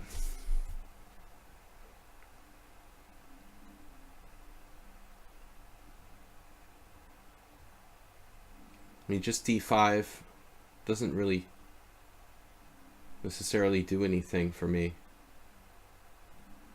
It kind of overextends my position a little bit. The h4 maybe. Just keeping him kind of bottled up. Blind. We should try a blind blind tournament. No. So Zeba live in 20 points. Aldisto hasn't played since the loss to me. Here we could sacrifice a piece, but it's like a little speculative. Take, take, take. If rook e8, knight g5, knight takes, pawn takes.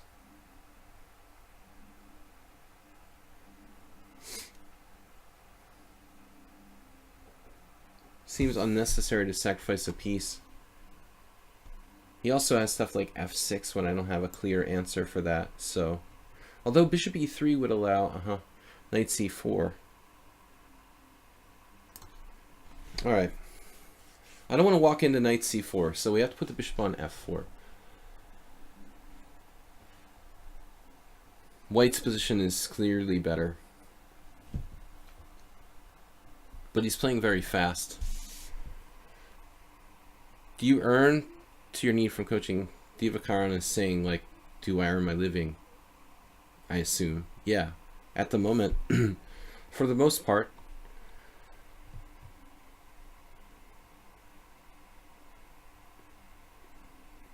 Well, knight c4. Still don't see anything really convincing with, like, my knight going anywhere.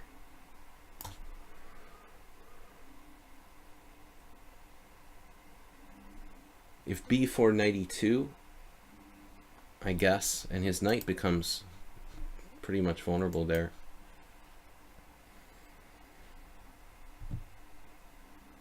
I mean, I think I'm going to play e5 here, just grabbing more space, and this looks pretty strong. I have d5, although that would be risky in a sense. Risky in a sense, opening up his bishop on d7. Maybe a3 here. Knight a5 ideas.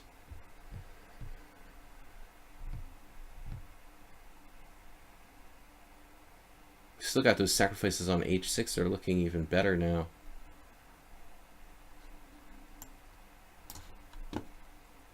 Now we got real threats. Real. Still not necessarily winning by force. King's Indian attack style. There's some kind of relationship between the King's Indian attack and the Catalan, I guess. Bishop takes, queen takes. This looks really good.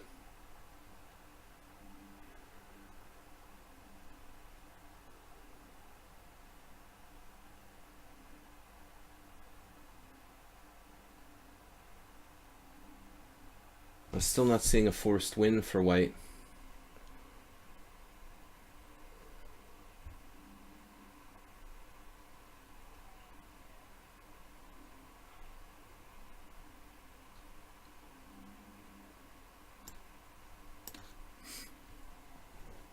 I'm going to try this. It can't be bad.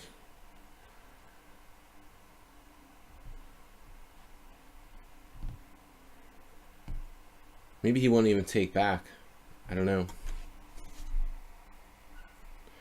So there's GMs here, not professional players, but I mean, well, there are definitely GMs. I mean, that doesn't make me a professional player. Being a professional player and a professional teacher, I guess, are different things. Or coach. So he didn't take on h6, he played f up, f5 instead. I thought he should take it and then play f6.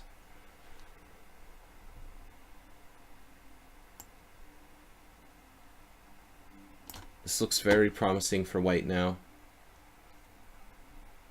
He could have taken on h6, then played f6, and it looks like he was actually defending.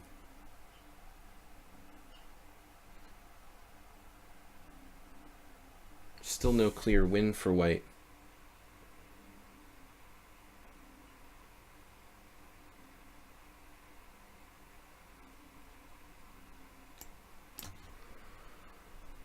Okay, what should I do? We drive him to a good square here. But I need to mobilize the rest of my pieces. His knight is in my face.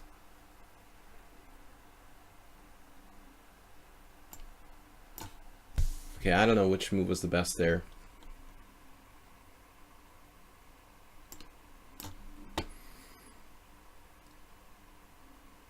His king side is so compromised.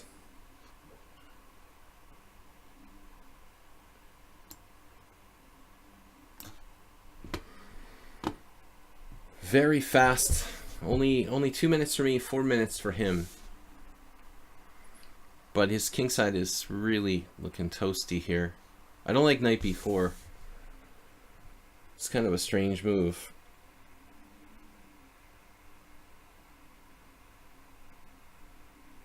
Okay, not really though, is it?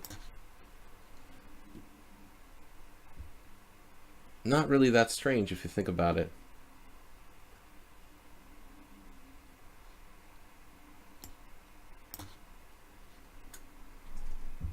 He's coming to life. His position is totally unsound, but he's so fast, he just doesn't stop. G4, for example, looks really good.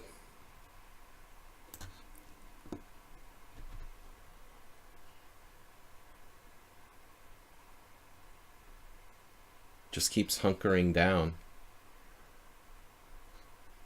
I'm not going to give him that bishop if I can help it.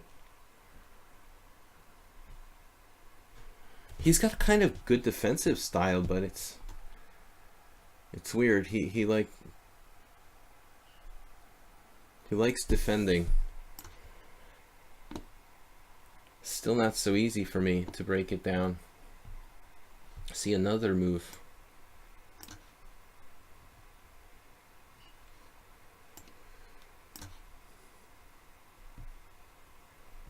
We're a couple pawns up with some threats, but still not that easy. Look how he's defended. Doesn't care about trading queens, you know, down 2 pawns. He's got his system, which means play fast, defend well. That's basically the system in a nutshell.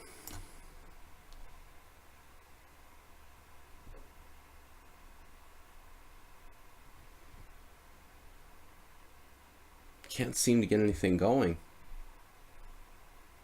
Yeah, that's the right move, of course.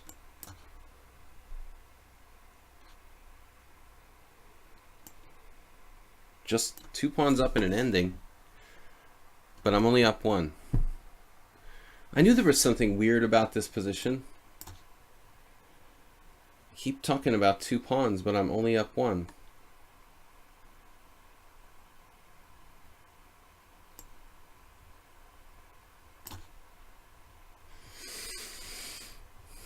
Just can't get at the guy's king. There's no way in.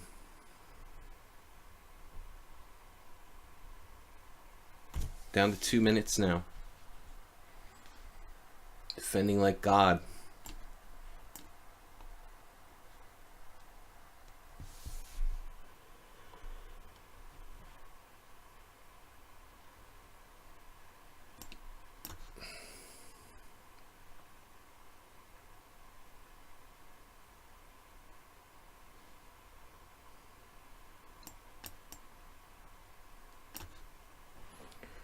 Now he's got even material.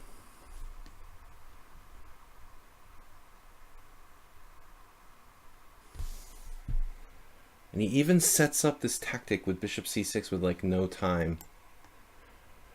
Oh my god.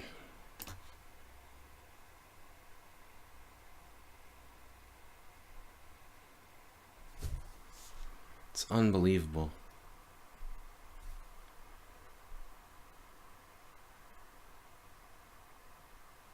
Wow. He's so close here.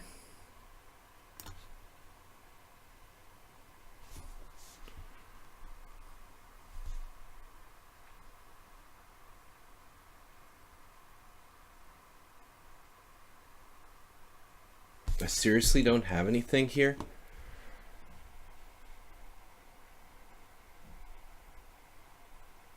It's crazy. Look at this.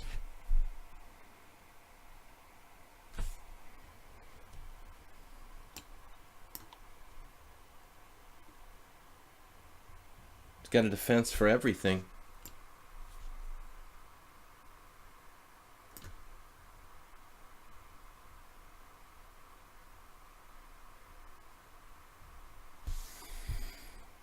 Defense for everything, for every occasion. Unbelievable. Wow, it's just unbelievable.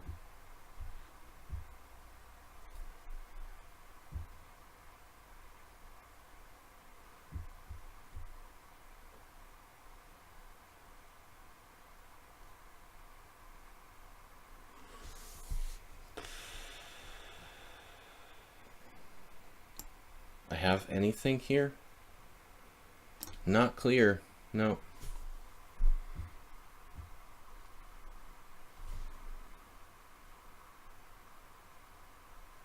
Look at this in-between move. Does that matter? Okay.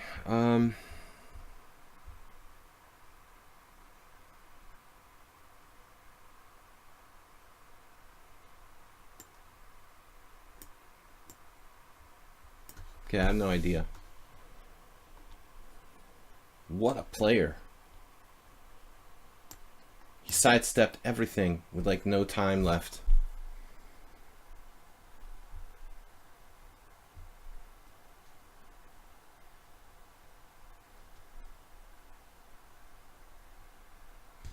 He's got a defense to that too.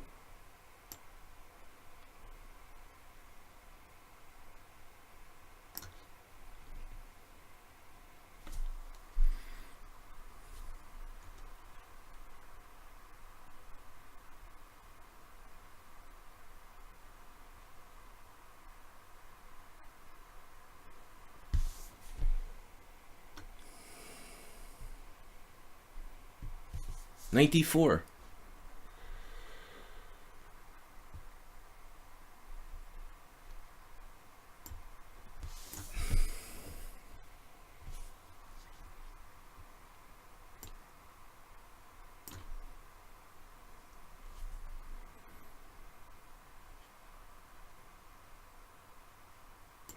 He finds this move with no time left. Oh my god.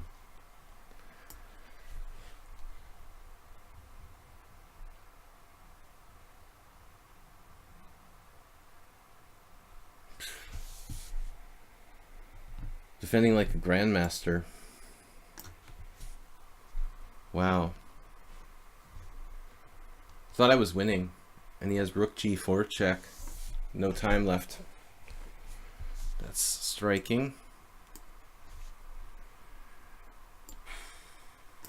How is he so fast on the clock? I'm gonna like flag every move.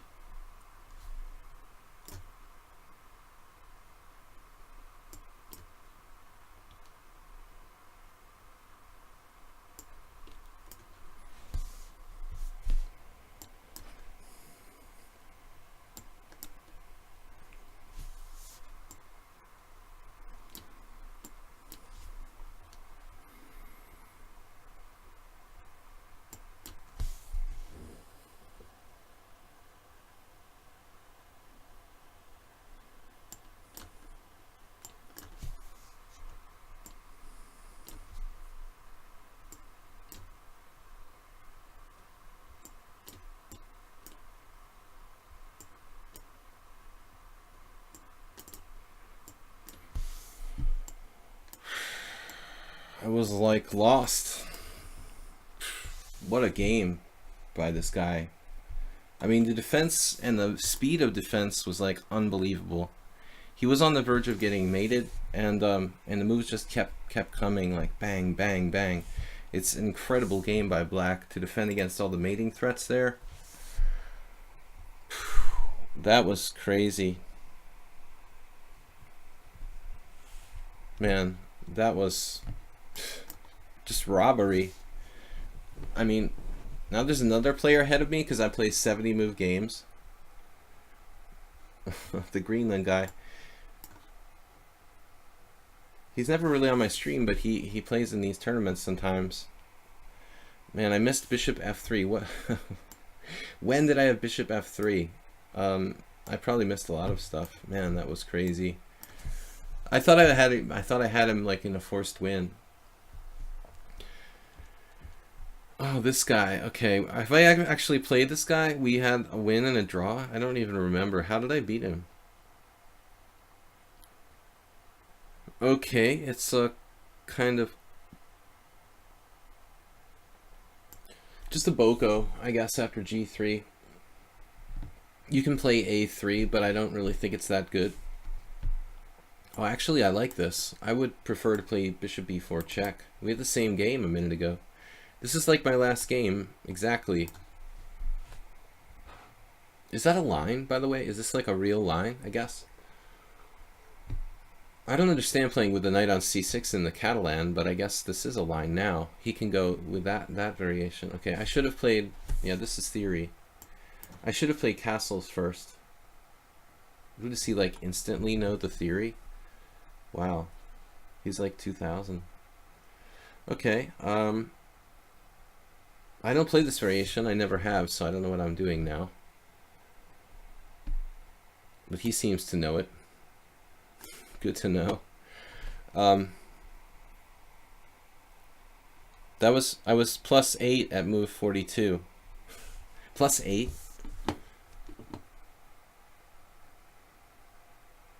Yeah, dude, I mean, I was crushing him. But that's not the point. Like, the point was later, you know? Like, the point was later how he defended in that position where he was on the verge of getting mated. Like, no problem, just calm defense, you know?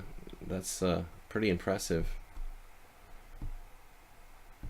Looks like I'm just like down a pawn here. Probably all theory. Check the openings book. Okay, we have some compensation. And whatever. I'm a pawn down with compensation, I guess.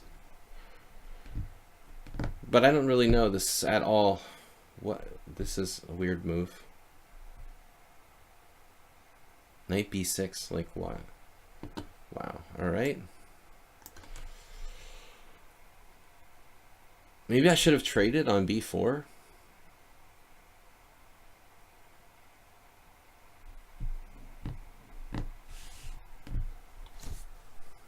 Two people is too many. I don't know, Arsenal fan, you seem like you're in kind of a mood lately. Now I have knight c6. Winning a piece, no? Well, never count your chickens before they hatch, I guess. Does it actually win a piece at all? This is like a trap. I think I just fell into a trap. Knight takes e5, bishop takes b7. No. Is it? Or is it? No. Knight takes e5, bishop takes b7, bishop takes b7, rook b8, bishop takes b4. Yeah, I should actually come out ahead there, but he's got these ridiculous tricks that I just realized. Oh my god. Okay, so I think he could have done it. He could have played like something crazy, taking on e5 there. That looks super scary. This may not even be that good for me anyway. But now I guess I could make a calm move. Like instead of taking here like a sucker, I could play just knight takes b2, knight takes d2. So you can make the sucker move, or let's see, bishop takes c6, check, pawn takes, knight takes. queen d6 trapping my knight. He's already up a piece anyway. I think I prefer the sucker move. Then he takes c6, queen d6 or something like that. There's no time.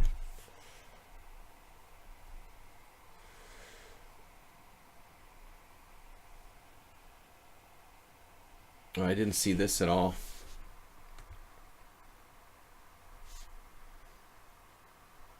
It just comes up with one move after another here.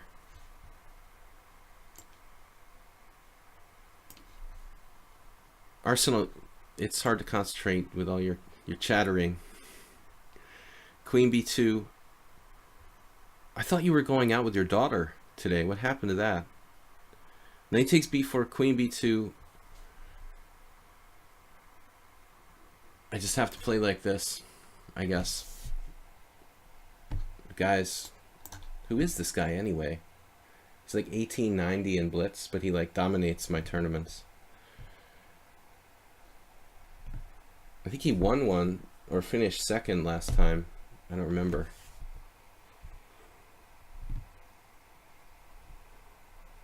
You went out and came back already? Wow, that was a quick trip to the office.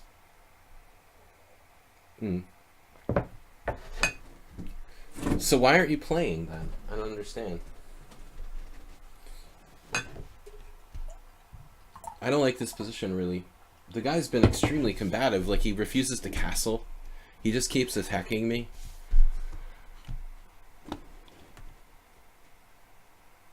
Like, why don't you just chill for a minute and castle or something, you know? Give me a break for like 5 seconds. Just let me have a little break for just like 3 seconds. The weirdest move he could think of with knight c6, basically. That's like literally the weirdest move he could think of. You know what? That's annoying. All right. Here, take that, dude. With your crazy complications and everything, just no.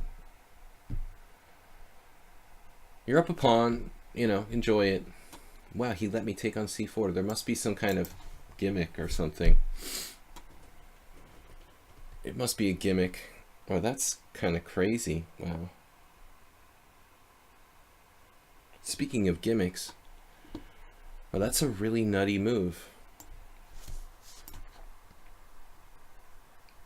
Now we're just better structurally, but he wants to create some kind of imbalance really bad, so he did it at the cost of giving me the center, which is pretty insane.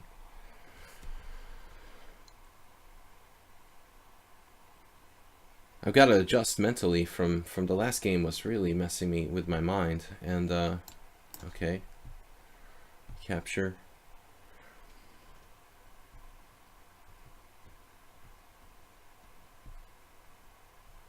I want to try to keep his pieces contained, you know. He's obviously a player who likes a lot of activity. I'm not sure though. If I play like queen c2, it may let him play rook a3. And this rook's not doing anything. Let's make a random move. Rook b1. You don't enjoy these tournaments. Thanks for letting us all know. I don't enjoy these tournaments. Yeah. Well, I'll cancel him, you know, because you don't like it. We'll have to cancel. Next week we'll do something different. I'm just kidding. Try not to project such a negative attitude about it, though. I mean, if you're gonna watch, this is a strong move. Maybe queen b3, queen c2. I wanted to go to c2 anyway. Man, he is cagey. My rook is hanging on b1. I don't know. Alright, what's next? What's the next threat? I just can't even keep track. He just creates like chaos constantly. The style is just chaos. There's no strategy. Just creating maximum chaos. They're elitist. Wait, an elite tournament is elitist. This is not an elite tournament.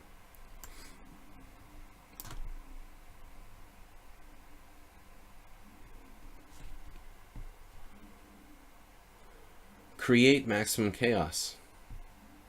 Now I'm creating chaos. I'm glad he played g6 because f5 I thought was a better move.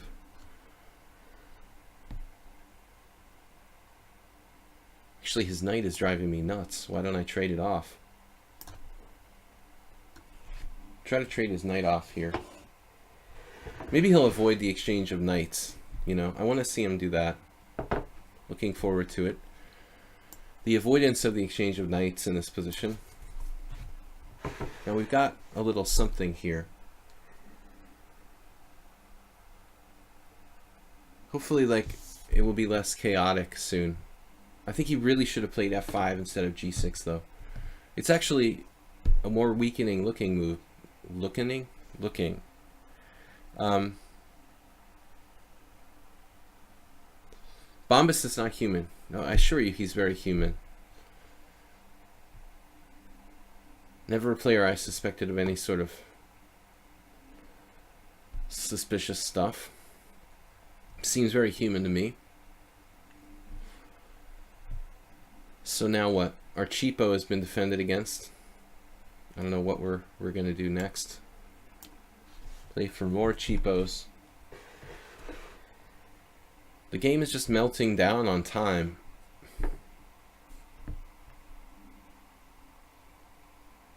More chaos.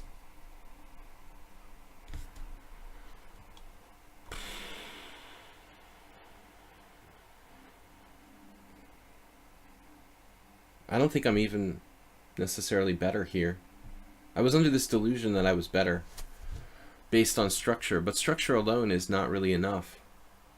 As we've seen earlier today, I think e5 is not the best. I really thought he had rook a3 there, which looked very powerful. Again, like the most chaotic move imaginable. All right, it's like Zwischenzug expert.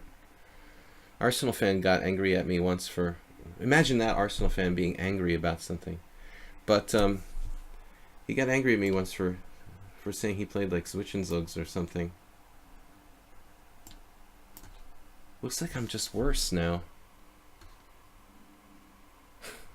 He's like Dr. Outside Pawn. Doctor of outside pawns. I like passed pawn.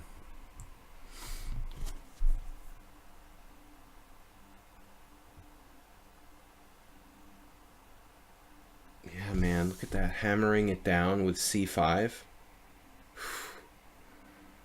Waiting for cheapos and mistakes.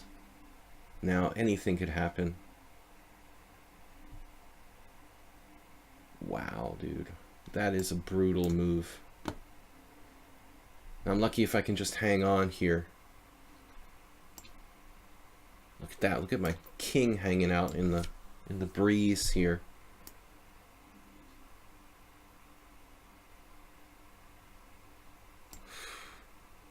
This looks really dangerous. This guy's 2079. No wonder he's winning my tournaments. He seems awful good. I underestimate people based on their ratings. A lot of people seem to have really, really low ratings, but look at this coming at me with f4 now. They're just threats like materializing out of thin air. Like, never even considered f4 to be a threat till now. He could have even, like, maybe gotten more there.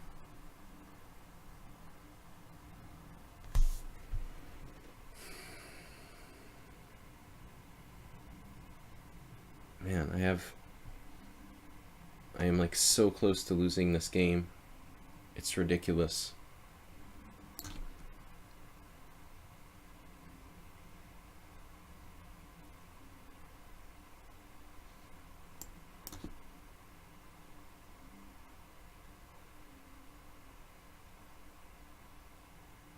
Threatening 95.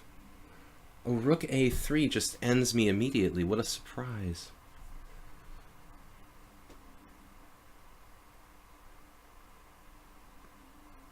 There's no defense to that, of course.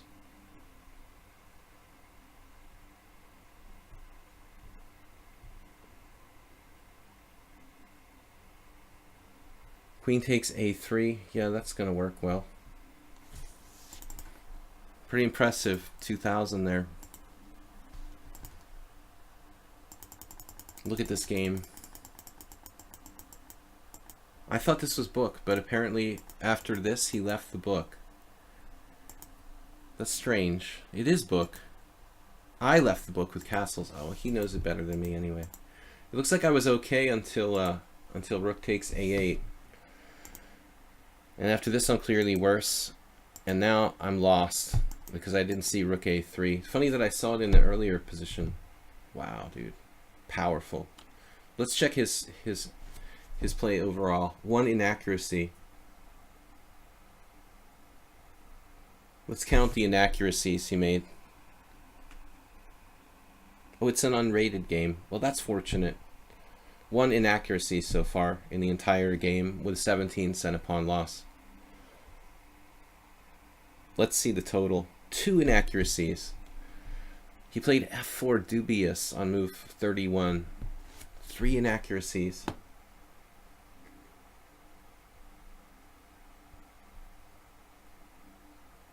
Three inaccuracies in this pace is pretty good. 20 cent upon loss.